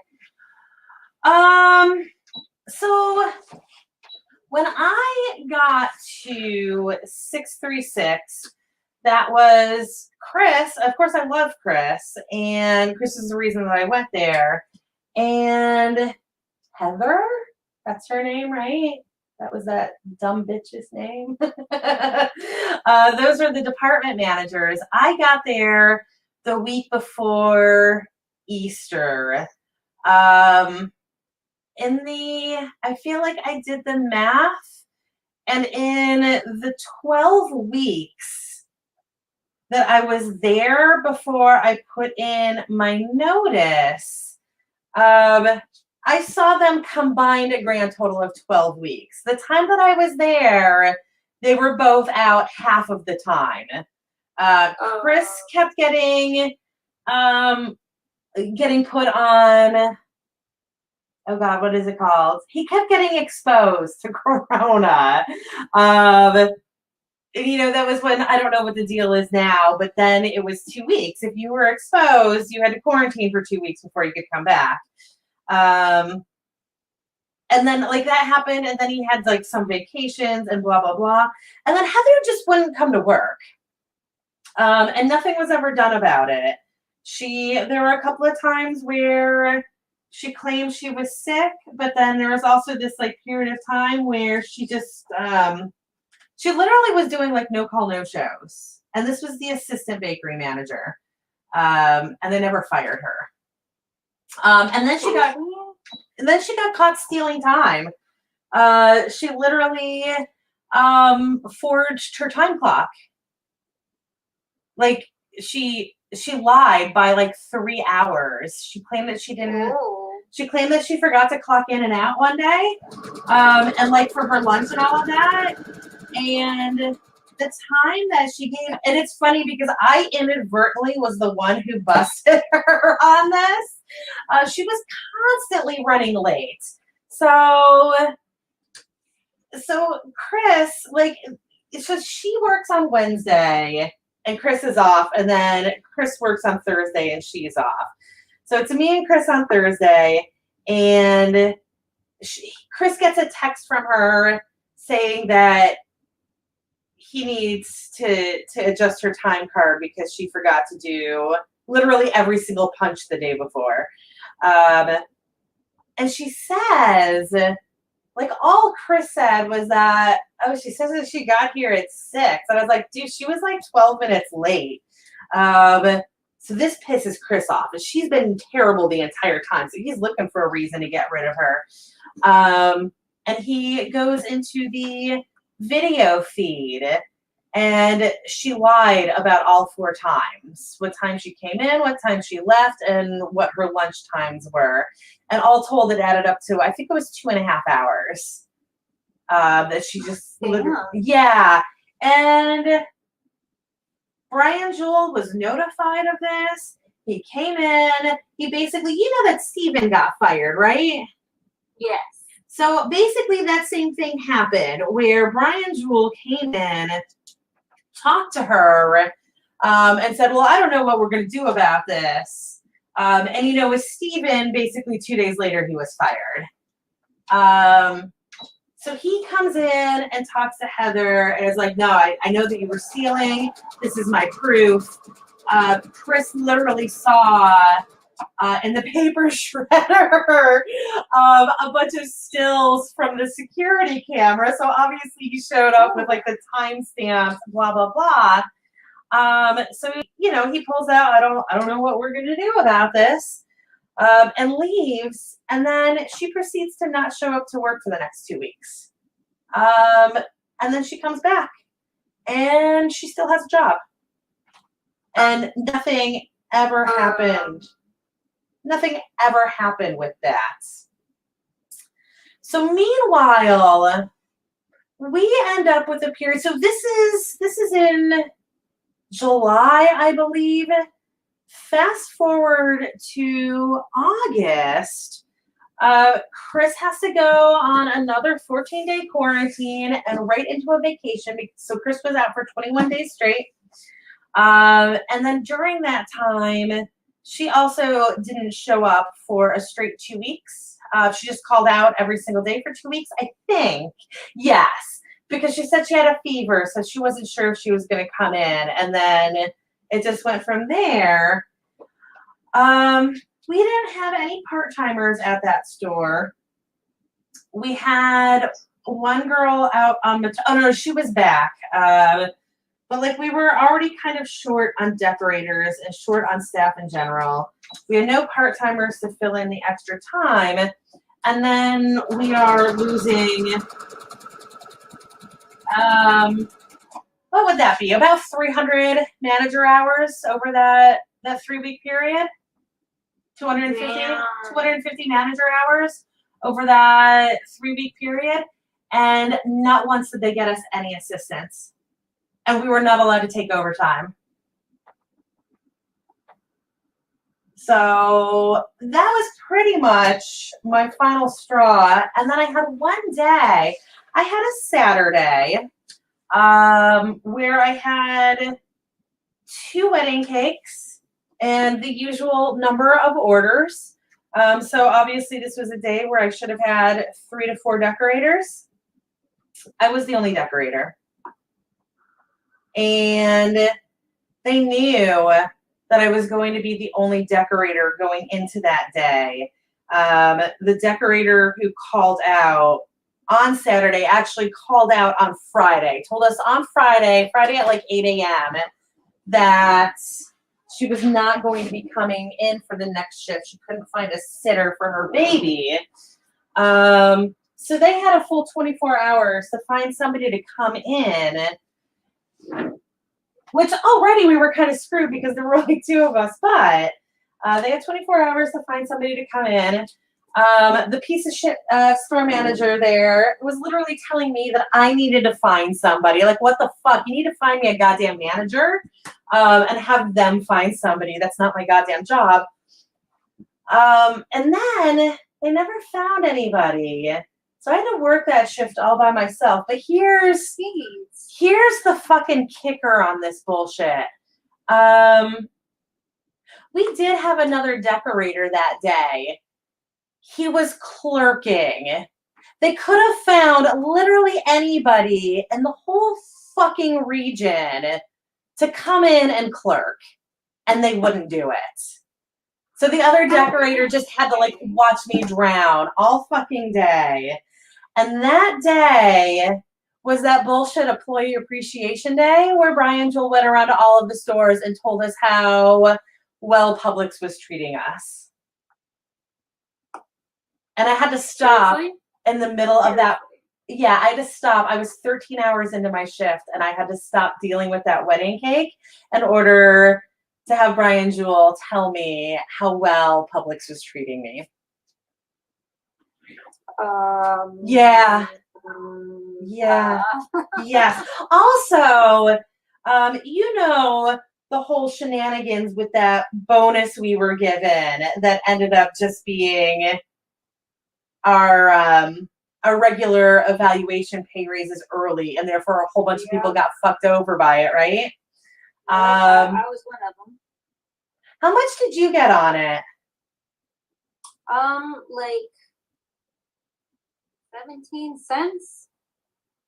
So, oh, really? Yeah. I thought I bottom. was very confused why I got so little, but okay. I thought the bottom was me at 25 cents.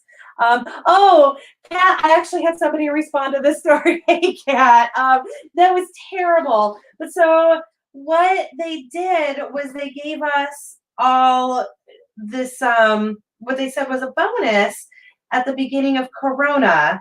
And instead of, I don't know, I'm sure you heard that a whole bunch of stores, like a whole bunch of grocery stores like Walmart and places like that, all gave their employees like $1, $2, whatever bonus across the board. Publix just gave us, like, there was an arbitrary, managers just decided how much that we were going to get. And there was no, it wasn't the amount of hours that you worked. It wasn't how long you had been at the store for. It was just like whatever the manager felt like giving you was what you got. I guess Jess and I were at different stores at the time.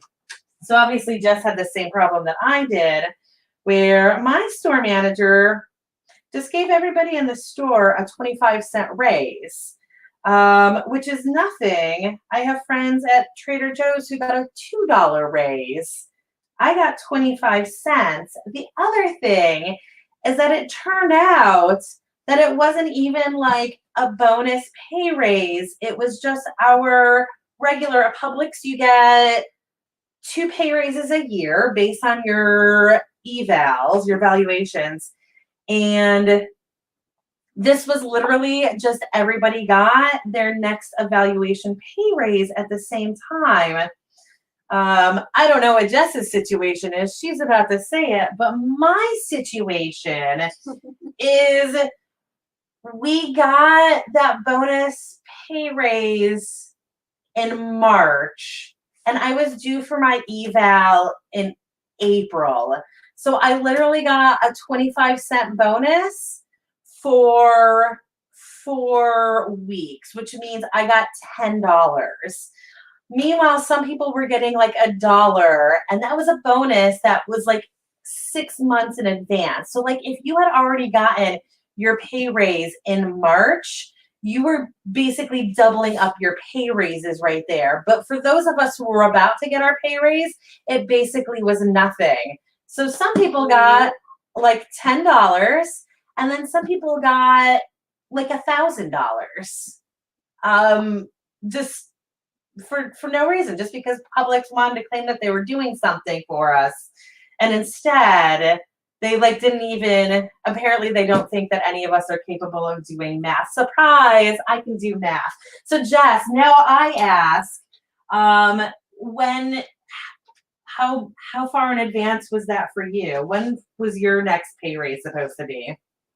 October, so I just missed it. I had just missed it. Like I was maybe a week or 2 weeks away from.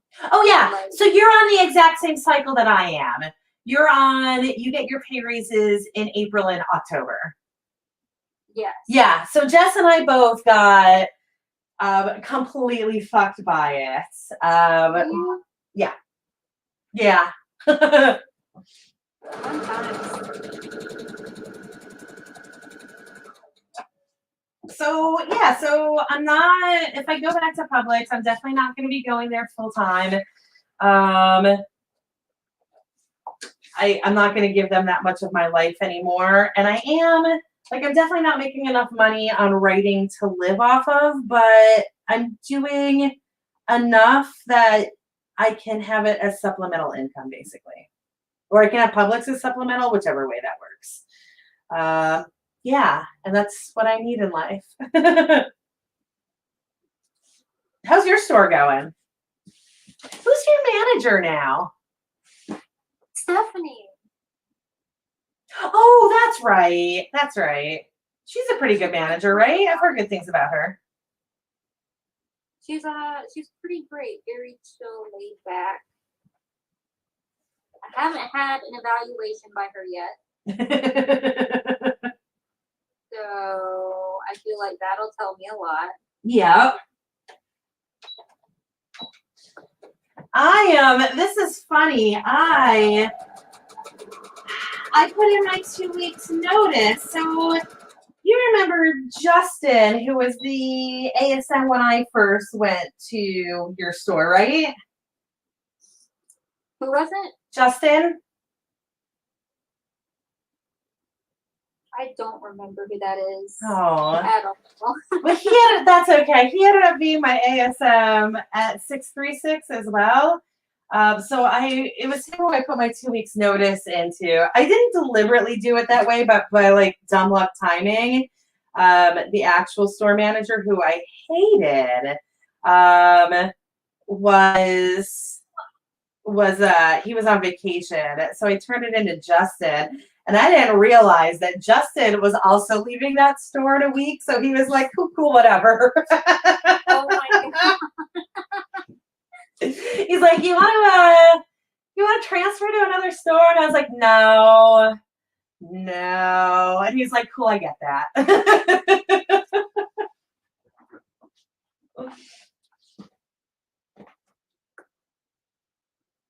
How's your thing going up there?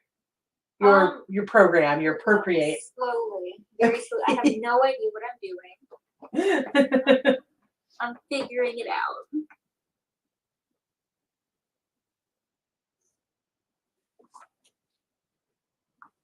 Yeah, next time, I'm assuming that I just got like a random ad.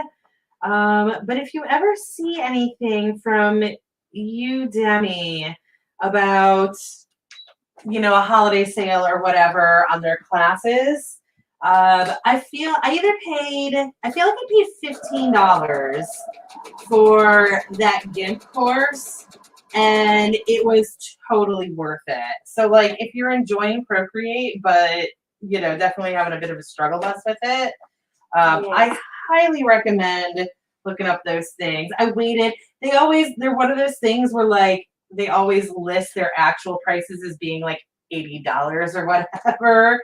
But then they're always on sale. It's just like, how big of a sale is it going to be? But yeah, I did it because it was cheap enough that I was like, you know what, if this is crap, whatever. And then it ended up being great. I wouldn't do it for like, if I needed calculus tutoring or whatever, but for any sort of like graphics design or anything like that, or any like actual computer based stuff, I think it would be really good. Do you see the insanity that is this quilt, by the way? I don't. I can't see you on my thing, unfortunately. Oh, gotcha. That's okay. Oh, you know what? It's literally falling off the screen right now anyway. Next time we do this, we will go in through a different program. We'll either try to get your StreamYard working so it's not all weirdo like it is right now, or we'll go through OBS where I can change all of that. But yeah, whatever we do, we'll be able to see everything a lot better next time. Okay, good, because this is something.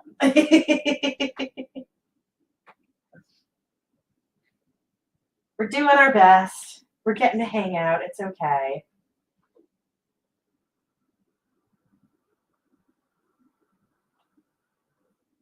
Ken's girlfriend is having a baby. Did you hear about that?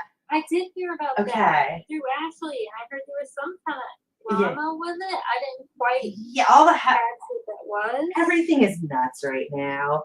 I don't know. Like, I'm not exaggerating when I say the baby is due in 2 days, and I have no idea what's going on. So for now, I'm just letting things ride. Wow. Okay.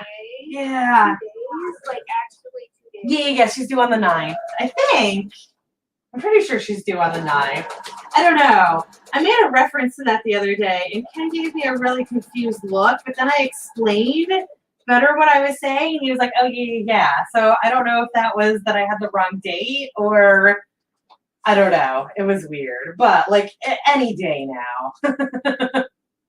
Damn. Okay. So you're going to have a baby in your house? Like what? Yes. She doesn't live here. It's all really confusing.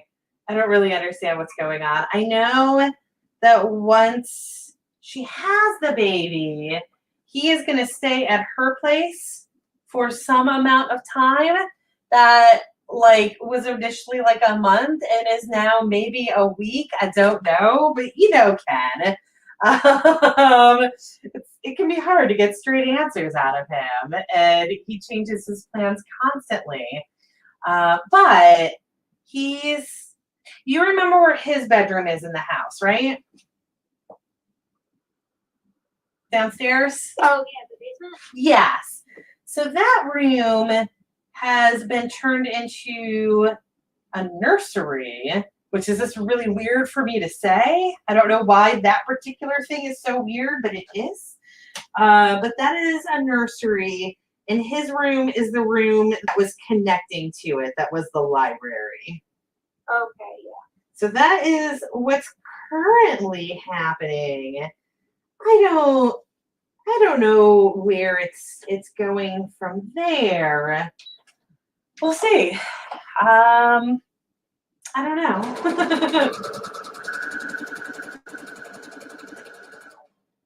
That's a whole heck of a lot. Yeah. I would not be excited about a baby. No, I don't like kids. Ken doesn't either. It's all real weird. So I don't know what's going to happen. But yeah, so for a while there, I was kind of thinking, this is funny because we find this out at like end of May, right? I think it was like pretty much Memorial Day weekend that we found out. And like right before then, I had been talking about going back to college, maybe going to grad school. I wasn't sure what I was going to do yet because I don't want to go to grad school and what my degree is in. My degree doesn't get me anywhere that I want to be in grad school, so it was going to be complicated, but I was trying to like figure that all out. I'd even like reached out to the director of a program who never fucking replied to me, but it ended up not mattering. So you know, Ken was aware of this, and I had said, you know, the thing is that like I'm trying to save up enough money I really can't go into more student debts, but also I'm not at all going to be working at Publix while I'm doing this. Like, absolutely not. I won't be able to handle it. Like, already things were really bad at Publix by that point. Right. So Ken was even like, well, if that's, if things get too tight, I'll help you out. And then, once you're actually working and making money and all of that, then we'll just, get everything balanced out then. Like, cool, great. I don't think it's going to come to that, but safety nets. Everybody likes safety nets. And then like 2 weeks later, this thing happens. So I'm like, all right, well, I don't have that safety net anymore. And also, again, I don't really like kids. So there was definitely a while there where I was like, maybe I'm just gonna buy a truck and a camper trailer and just ride off into the sunset.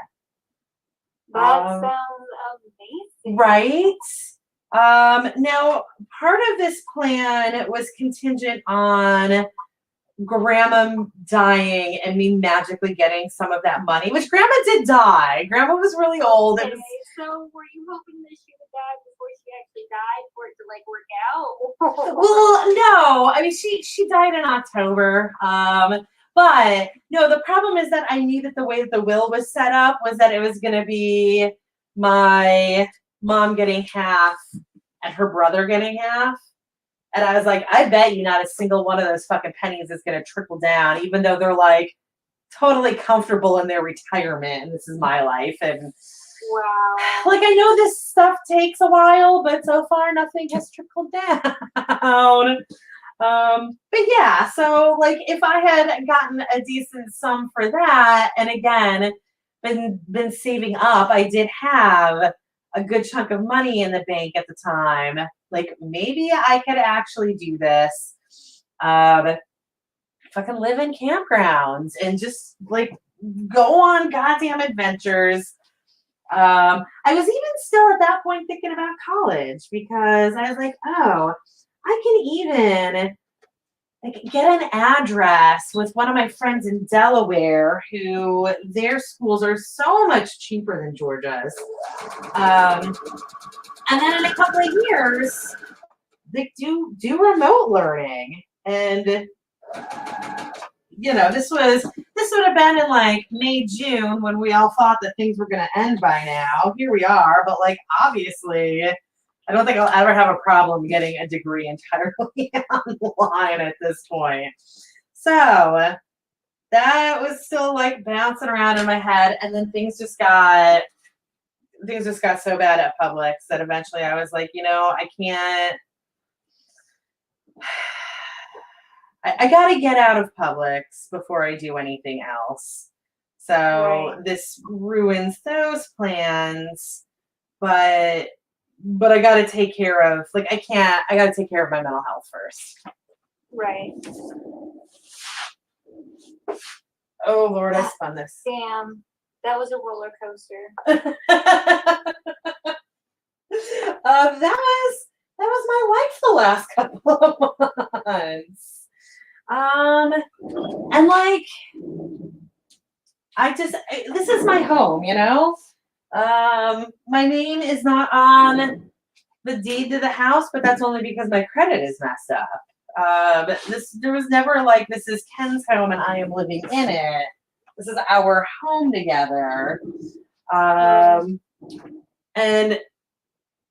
I just, every new step of the plan becomes more of like, well, we're just going to shove Alicia somewhere and wherever she fits, she'll just go there. Like, I don't. Okay. Yeah.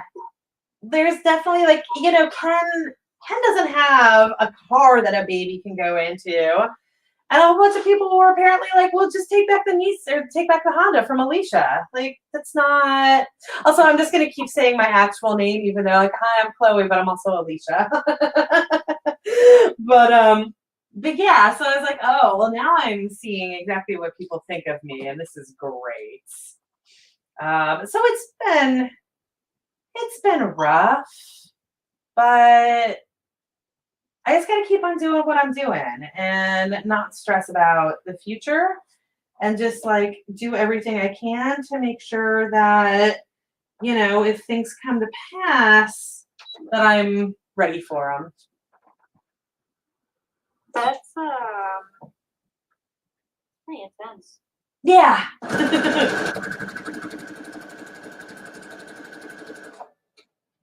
What where are you at now? Are you still at that apartment that you got when I left Publix? I remember you had a crazy roommate and you got rid of her and then apparently things have gotten much more insane since then. So much has happened, honestly. Hold that first thought. Hold on, just hold that thought for a second. I just got a low battery warning on my computer. I don't want this to drop in the middle of story time.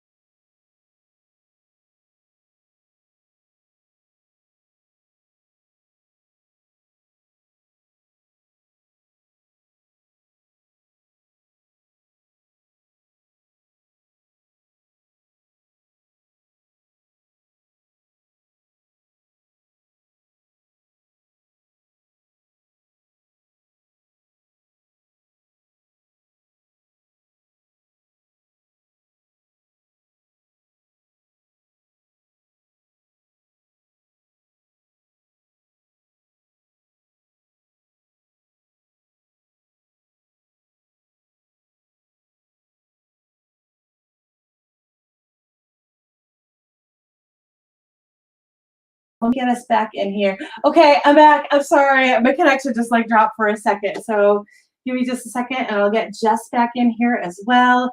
And we will be good to go. There we go. Yes. Oh, this is funny. I'm now seeing you like draw everything out on the shape. Okay. So anyways, your story. Oh my god, it's a long one. Okay. There's so many twists and turns. Oh. So last I remember talking to you about was like kindling. Yes. Okay. Which so, I think she was gone by the time I left. And then I had like, who came in? Oh, a heroin addict and her boyfriend. Okay. And I should have known, but I didn't because it was just like home, you know. But right, it was better than Kinley. So a heroin addict just looks like, oh, hey mom. Right. So I didn't think anything of it, but she told me before she left, she was like, I feel like you should know. And I'm like, oh shit, that makes sense. But I actually like at one point whenever they were staying there, I get home from work, I open the door and I get blasted in the face with the most raunchy sex stench I have ever smelled in my life. I'm telling you, like rotten pussy and balls. Oh my god, no. He works in construction. She has heroin pussy. Like, please God, get out of my apartment. And not only that, bedroom door was open and they were having very loud. Oh, so this was currently happening. Yes. You walked in on them in their room having sex, so both of them so stank that you could smell it throughout the apartment, and their door was open so you could witness it. And to get to my room, I have to pass their bedroom. Oh my God. And it sounds like a really cheap 80s porn, or maybe like they were trying out for porn, because it wasn't even good enough to sound like porn. Oh, and these are not people that you know. These are people that you found to rent the place, right? Yes. How long were they there for at this point? Maybe a month, maybe. This is insane.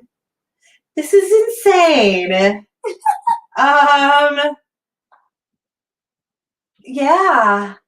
And later on, she comes up to me and she says, "Hey, I see your tweezers here. Do you mind if I use them?" And I was like, I really prefer that you don't. Yes, absolutely, I do mind. I'd rather you not use my things, thanks. Yeah. And so I go to my room, and with the bathroom door open, there's like a ton of mirrors in there. I'm just standing there watching her pluck her titty hairs with my fingers. I knew it. I knew it wasn't even gonna be for like, a chin hair or whatever. It was for like a splitter. Yeah. Was it gonna be for like eyebrows or some like random facial hair? No, it was gonna have to be in some gross area.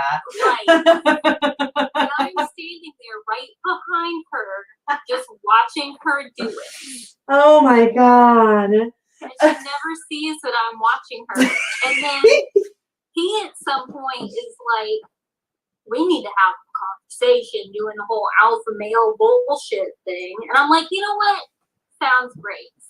So we sit down, and he comes at me with, I don't even know what, but I lost my shit on him and her, and apparently she just starts bawling. And then I said, "And you, motherfucker, I've seen you use my tweezers."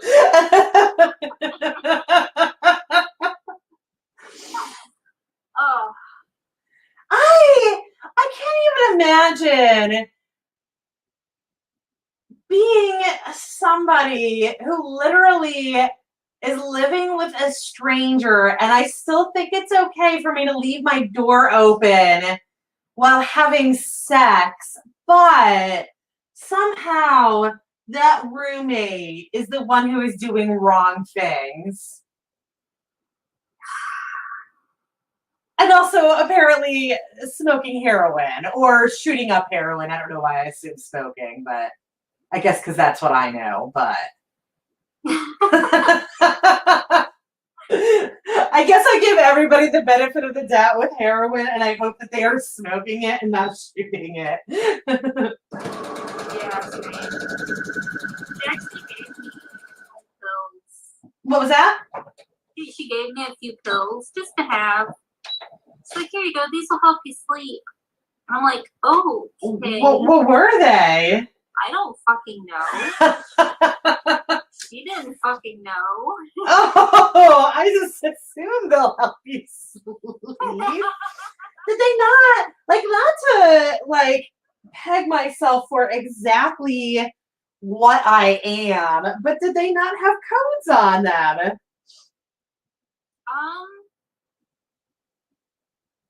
I don't know. It was so long ago. Oh. I feel like they probably did. I didn't know how to look that up, though. Oh, you should have just texted me.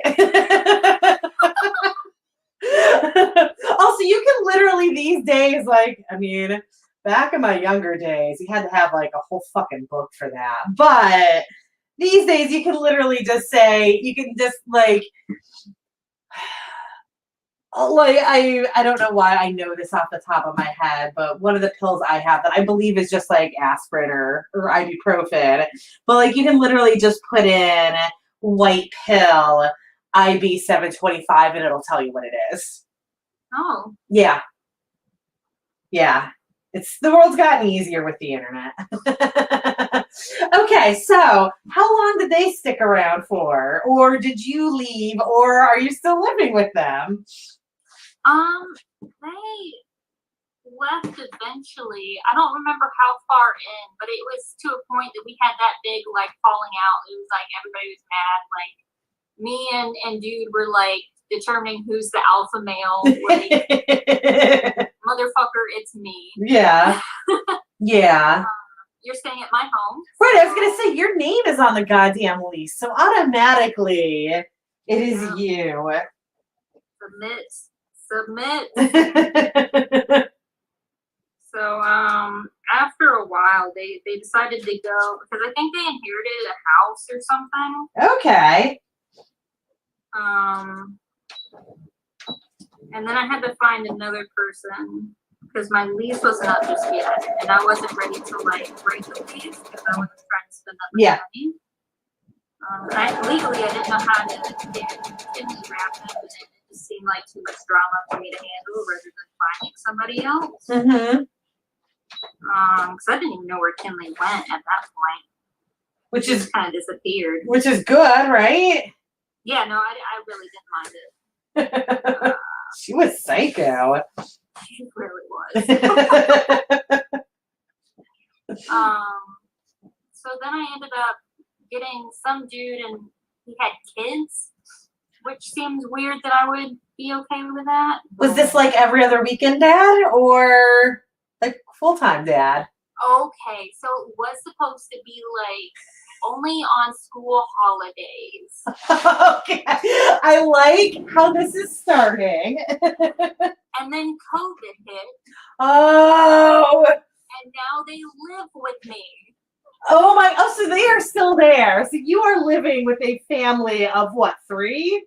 No. We are very much in different place currently. A lot has fucking happened. So they were staying there like 100% of the time. At this point, I actually moved in with Rhea. Okay. And then they were just staying there. I was just visiting, taking care of my cats, like checking up on the whole situation. Gotcha. And then I found out that my sister's roommate contacted me because she was desperate for a place to go. Well, she didn't message me with, "Hey, I need somewhere to go." She just told me what my sister was doing, and I was like, "Oh my God, pack your things. Okay, you can leave my room. I'm not even staying in there. I understand. I know who my sister is. She's done the same shit to me. Come on." Yes. So she stayed there. So she hung out with the kids and the dude or whatever. And apparently, I just had to mediate fights between her and the dude. Okay. He was a fucking jackass. So at this point, you have basically become a slumlord.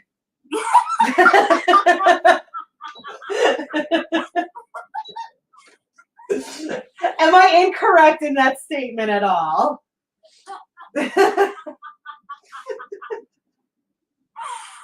Oh my God. Wow. What the fuck? You know I'm right. Yeah, you are right. Oh jeez. And at some point, my sister was getting so mad at her roommate, who was now just like staying in my room, that she sent me all these pictures that my sister did to her room and her thing. She even poured like sand down her drain. Oh wow. Yeah, the funny thing is that this Christmas she didn't even realize that I housed her friend. Oh, she had no idea where her friend was. Right. She didn't realize she was staying with me. And at Christmas dinner, she's like, "So I had no idea that you couldn't pour sand down a drain." And I was like, "Oh my gosh, I know this story. Please tell me your side of the story. I would love to hear your side." Like being genuine. Like, right. Okay, so very curious. So the roommate is not there. It is you and your sister. Yes, at Okay. my grandmother's. And your grandmother. Oh, okay, perfect. Perfect. I love it. And my sister is like, how did you hear this story? Yeah. And I'm like, I think I and then she's listing off all these people, and I'm like, no. And her boyfriend's like, babe, it's the most obvious person. And when she realized the look on her fucking face, like her heart dropped down to her stomach. She knew I knew. Yes. And I was like, I Is this knew. her friend who's living with you now? Is this somebody that you knew before they were together, or just like some poor girl that you had to bail out of a terrible situation? Okay, so she was actually friends with my sister like a long time ago. I consider her kind of like a half sister. Gotcha. Okay. I was actually supposed to be my sister's roommate initially. I remember that. It sounds like you dodged a bullet there and walked into like 3 other bullets. But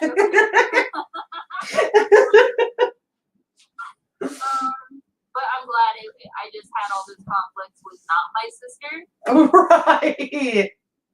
I don't know, because the family thing, the whole like bloodline, it makes it harder. Yeah. So at least I can walk away from her at this point. Right. She's still, her friend actually still messages me sometimes about my sister, and I'm like, okay, I'm done now. I'm done. Is she no longer living at your apartment? Right. Yeah. After she moved out, I was done with any kind of drama with it. Anything. What happened after that? Okay, so where I am in the story is you've got sister's roommate and duder with kids living with you. So where do we go from there? Oh, but you're not actually living there. You're slumlording. Not like actually in current day. Yes. Okay, so at this point in the story, Bethany, her friend, leaves. She goes to her parents' house. Who is this? Who is this? Bethany. She just leaves. She that's your sister's roommate. Yes. Got it. Okay.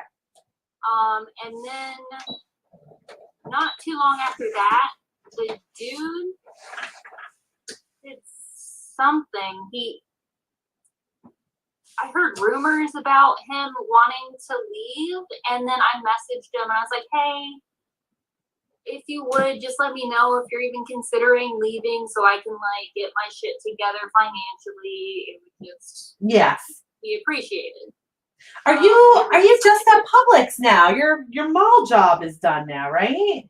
Or did you just fired me? Oh. Okay. That was something. But too much has happened. Right? Jess and I haven't talked since I left that place. We had a moment. We're fine now, but there was a moment there where things were a little rough between me and Jess. We're good now, though. But because of that, there's a whole lot of catching up to be done. Because I guess that would have been a little over a year ago that I left that store, right? Yeah. Yes. Right. Yes, I left in like October of that year of 2019. So yeah. Anyways, okay. So you are just at Publix now. Yes. And so you text dude telling him you need to know what his deal is so you can get your shit together if he goes. Right. Keep going. He actually got really offended by that. Oh. I'm like, dude, I'm just like, I just need to know. I don't like care. You know, and I feel like, so I'm just assuming that he is every bit as much of a train wreck as like everybody else in these stories, but also if I move in with somebody and they have all of these like terrible stories of their past roommates, and then they ask me something like that, I'm gonna be like, I get where you're coming from. It's okay. This is my situation, or this is not my situation. Right. But obviously that was not him. Nope. He talked a lot about having like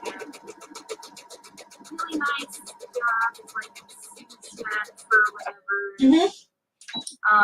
And then he went to work on this yacht with this like really rich guy. Well, that's cool. then- right? I don't know. too. Like so this was before he lived with you that he did that. No, he was currently living with me. But how is he on a yacht in Atlanta? I don't fucking know. Jess, I have found a plot hole. I didn't question it because I honestly did not give a single fuck. Okay. He acted like his life was so fucking interesting, and I'm just like, yeah, okay. Yeah.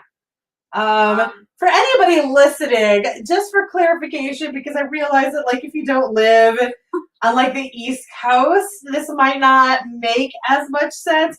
But there is, despite the fact that we do have the hooch, it really like you literally cannot navigate it through Atlanta. Most of it is streams with like there are sections of it where on an inner tube you get hung up on rocks. So this is not like the Mississippi by any means.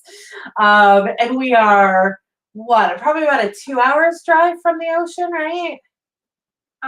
Yeah. Yeah, I've only ever gone to Savannah. I don't know what happens when you go just like due east to the ocean, but I have a feeling that regardless of what you do, you're looking at like 2 hours. So yeah, so this guy is living with Jess north of Atlanta, a decent haul north of Atlanta, and claiming to be working on a yacht. So okay, that was my side note on it. Let's keep going. He's talking about how it's so fancy. The thing I remember most is that he said that there were leather floors and that there were people that were on standby to fix the pillows if anybody sat down and stood up. I don't understand any benefit in having leather floors. I don't either. Like I absolutely would not want that anywhere, let alone on a boat. Not only that, but he wasn't allowed to take pictures. Oh. I mean, so like that is an actual thing, but I feel like everything about this otherwise is not an actual thing. Yeah, no, I agree. Yeah. But like I said, I did not give a single fuck. Right, whatever. You pay rent, then I don't care. Okay, so you tell him that you just need to know what his plans are. He gets pissed at you. Yes. And then I think maybe a month or 2 months later, he just ups and leaves. Without telling you, doing exactly what you asked him to please not do. Yeah, he like gave me 2 days notice max. And then I remembered that I let him use my airbed cot mattress, you know, those candy things. Yeah. I let him use that because he said that his bed was on order. And I forgot that he was even using it. So he stole your bed. Yes. Not only that, he and his children were sleeping on that bed. Oh. For months and months at a time. How old were these kids? I want to say like 12 and 8. And why were they with him and not her mother? Their mother, excuse me. Good question. Okay. Okay. So a 12-year-old, an 8-year-old, and a grown-ass man. Sharing an air mattress cot. What the hell? Okay. Okay. Got this. We're good. Let's keep going. Okay. So after they disappear, I maybe have like 2 or 3 months left on the lease. Okay. So I can't find anybody to help me out with rent between that time. Yes. Um. Because we're literally in the middle of a pandemic. Yes. And I guess I'm trying to move into Drea's place. Okay. Turns out I had no help in the least in packing or moving my things. Okay. So I do have to say I'm quite proud of myself for doing that all on my own. It is. I mean, I've done it, and it is a nightmare. So yes, I am proud of you as well. I ended up like selling most of my things. I sold like my really nice couch and my dining set because we don't need 2 of those. And why am I gonna spend money on a moving crew and a When you can just make money off of other people exactly. taking And I'm this. broke. I gotta finish making rent anyway. Right. And you did at least finish out that rent. Yes. Okay, good. Yeah, I'm very happy with that. Yeah. And they didn't charge me anything after that because normally they have before. Yes. My deposit covered it. That's good. Yeah. So one good thing in this story. Yeah. Very happy with that. Yeah. And that's a good thing. Like, that's a good thing to be the good thing, if that makes sense. Yeah. Yeah. So at this point, I guess I am fully moved in with Rhea and her roommates.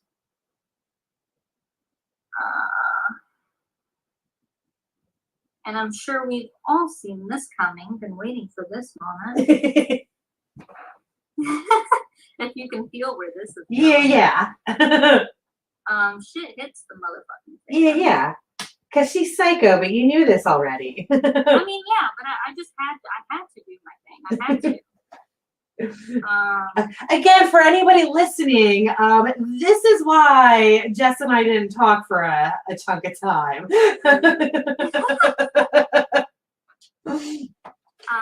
Yeah, it actually got like Because I told her to GTFO, and instead she was like, "I'm going back to that." Yeah. But I got what I needed out of it. Good. I just needed to like cry in a restaurant in front of like everybody. Yeah. And that was the sign. After that. Valuable lessons were learned. Yes. But now she is in Virginia. Now I have a question about that. Because do you know who else is in Virginia? I have a feeling. Brittany is. I figured. Do you know where she is in Virginia? Where Andrea is? She was being shady about it. I assume she might even be at the same store. Well, no. Brittany is a fucking Riz.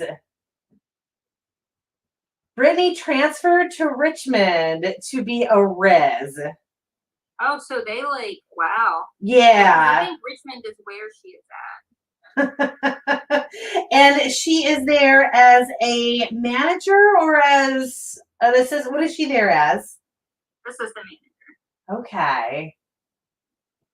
Okay. I'm surprised that Brittany hasn't mentioned anything to me about that. Wow, Brittany hasn't said anything? No. No. And I'm really, yeah.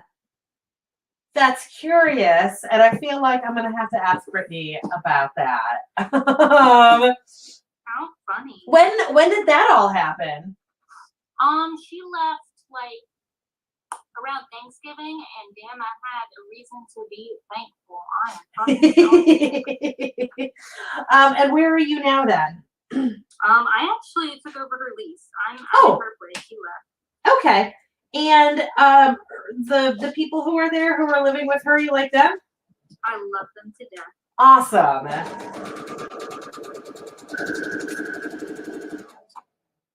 So all's well that ends well. Yeah. Oh Lord. I just like to learn the hard way. Right. I have to screw everything up and ignore what everybody is telling me. And just make my own mistake, and then like I have made my mistake. Exactly.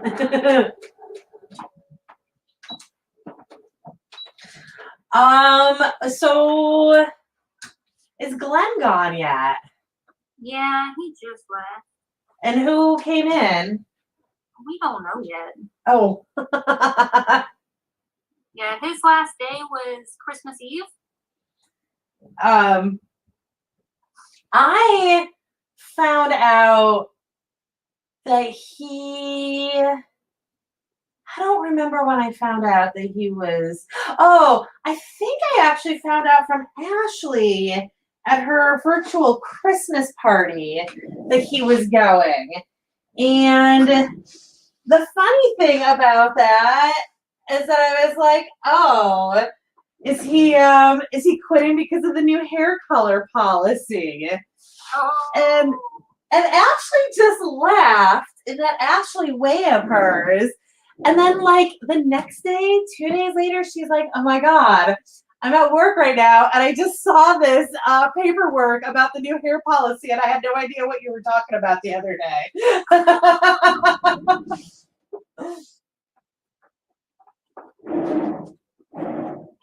You think so? No. I mean, I wouldn't be surprised if that was the like final cue for him, but he was ready to go for years. He had already tried to retire. You know that, right? There was mention of it, but I didn't realize he had tried to do it before. Yeah, he was at that store because he was going to retire, and whoever was like, well, hey, because I guess he was at like a higher volume store before that one, and whoever it was like, well, hey, why don't you just do this store for a couple of years before you retire? And he did.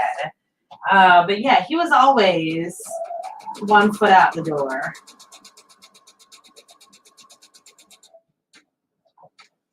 And yes, I still get all of this information from Chris about Publix.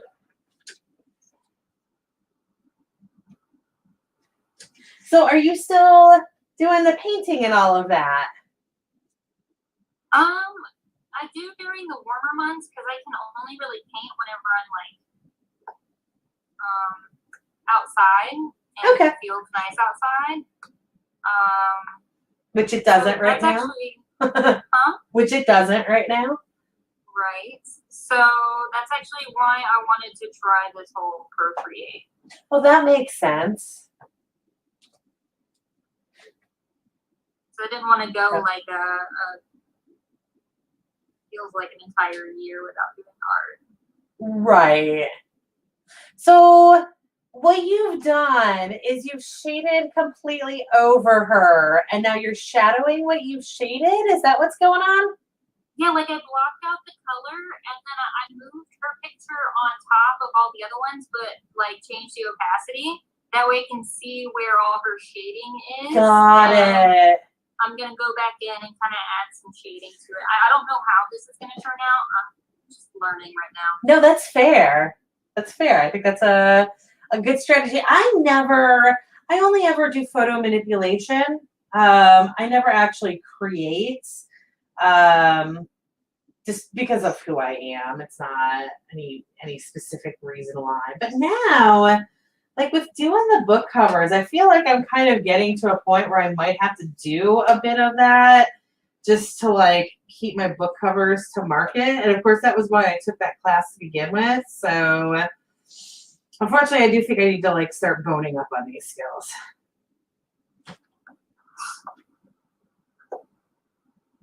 But also, like, I just need to learn how to make book covers that don't look like crap anyway. Yeah, I'm sure that'll help with the sales too. What was that? I'm sure that'll help with the sales because, like, I don't know, have something to Yeah. look more official, I guess. Yes, it makes a huge difference in that. And it's funny because now I feel like I always did it and I just never like actively thought about it. But now when I'm looking at books, like when I'm on Amazon trying to decide what to read, I will absolutely look at a book cover and be like, that looks like it's self-published. I'm skipping it, even though I myself am self-published. But I just assume that when I see a bad cover, that it means that they probably didn't care enough to get a good cover. Damn.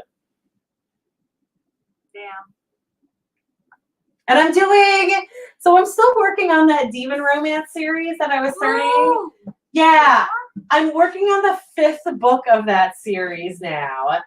But I also I haven't published any of them yet because I'm planning on doing a 6-book series, and I want them to all be written before I start publishing them.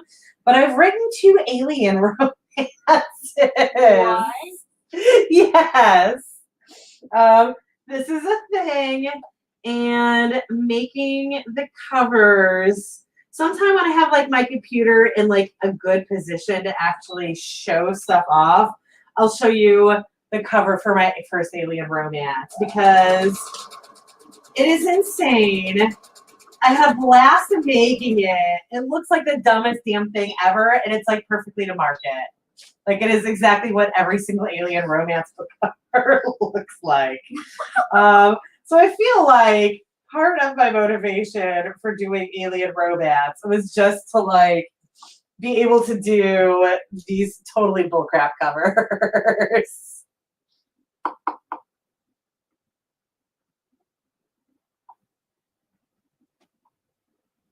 So do you have any like monetary plans for what you're doing with Procreate?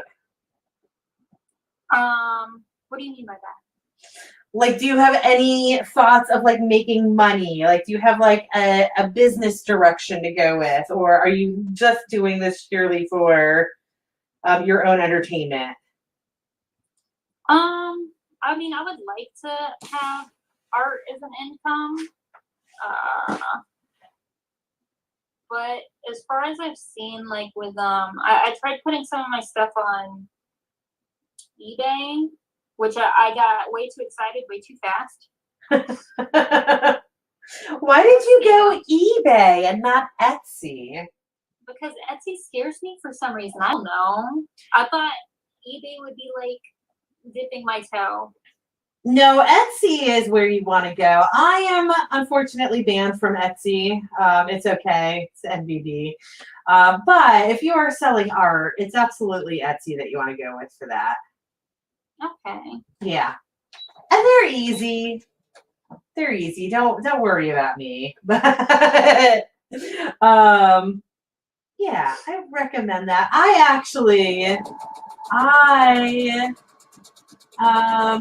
I put myself on Fiverr the other day for proofreading. Entirely because I was reading this romance that was not proofread. And like the whole backstory with it. This is an author that has tons of books. I found it because she's on the Amazon bestseller list. Like obviously she is doing well for herself. And she literally is not having her books proofread. And I just like, I was offended as a reader. So I put myself up on Fiverr for doing proofreads. And like, I wasn't really expecting anything off the bat. And I don't know, like 3 or 4 days later, somebody was like, oh, would you be interested? Like, how much would you charge for doing this book? And like I was charging pennies basically. I was charging $100 for 70,000 words, which is nothing. And she never got back to me. So I wasn't going to get excited. I didn't think I was gonna really have any traction anytime soon on it. And then that happened and I was like, oh, maybe I will. And here we are. But so Kat, who is watching this, I know you can't see the chat right now because you're having device issues, but Kat says that Etsy was pretty easy to set up a store on there. She just did it the other day.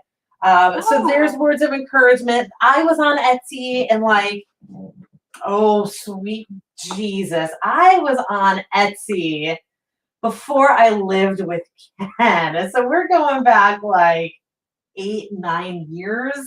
So obviously I don't remember it that well anymore, but Kat is saying it's really easy to set up a page. Oh, that's right. Because Kat just put up stuff for printables for planning. That is her thing that she's doing on Etsy. Etsy's got a little bit of everything. There's I'm like, also nervous to spend like money on it and not make anything back. do you have to spend? Oh, but it's really cheap, isn't it? Like there's a listing fee, but I feel like it's super cheap. I think I should consider it. Yeah, you need to look into it. I'm Googling this now. Oh, and there's a listing fee on eBay too. Okay, but I actually was offered like several free listings for a certain amount of time or whatever. So I tried it, and that's why I even like dipped my toe into Etsy, is because it was free, and I just kind of wanted to see what Got it. could happen. No, okay, so on Etsy, you only pay 20 cents per listing. Oh, and What? Kat just said it as I was saying it. So with Etsy, where they make money is off of your sales. They only charge 20 cents per listing. And then they have a commission fee at the end, which I was selling $10 items when I was there, and I feel like my commission fee would have only been like 50 cents or something like that. If you're selling art, it's going to be a lot more. And the other thing I don't remember, and maybe Kat will be able to help me. Oh yeah, they take taxes. I feel like there's also, is alchemy still there? I think that's what it's called, or like some way that people can like post what they want, and you as a seller can offer to do it for them. But that's a good way if they still have that. That's a good way to kind of get your sales in the beginning, to get like reviews up there. But yeah, so that is an option. That sounds a lot more doable than I even realized. Yes. I was literally penniless when I started selling on Etsy, and it worked out really well for me for the time that I had that store before they banned me.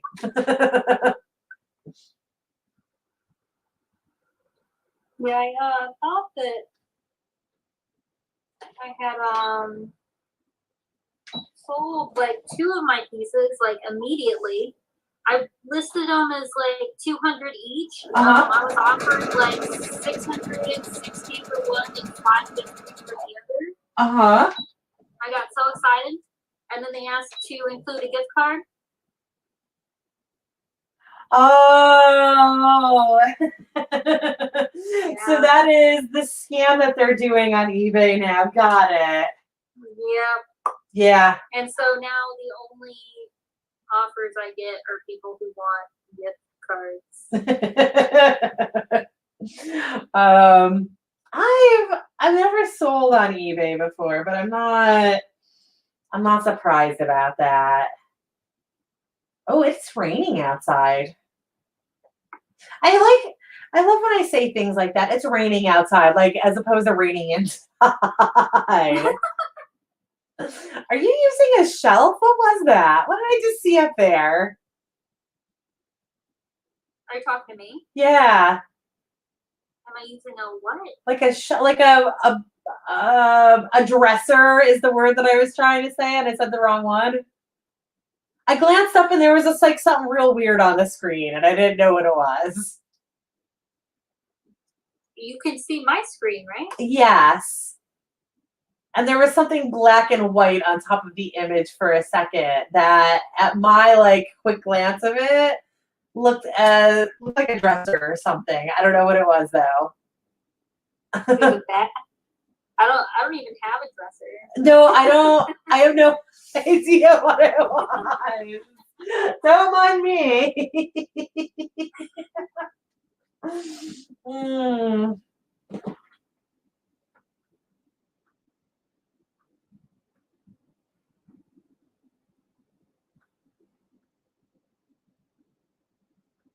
Am I looking at your stuff or at the photo? Oh, this is the photo is there. It's on top of it, but the opacity is not 100%. Gotcha. Okay.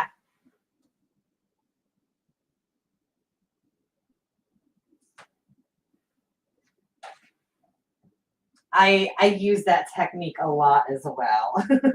It works out really well.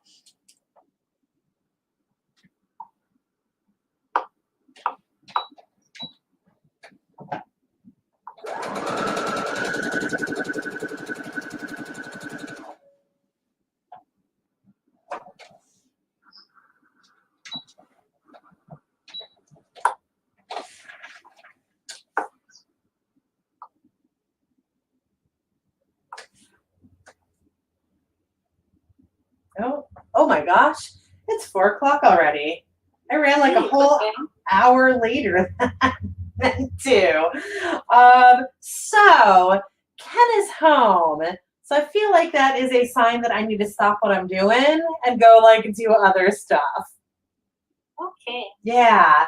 But I feel like at some point we need to like figure out why StreamYard isn't working for you and maybe do a little private not streaming thing where we can figure out what's going on with that.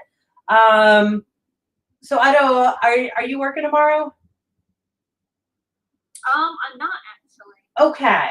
So if you want to fuss around with this tomorrow, just hit me up whenever. I've got a show for my writing stuff from 8 to 10 tomorrow, 8 a.m. to 10 a.m. tomorrow.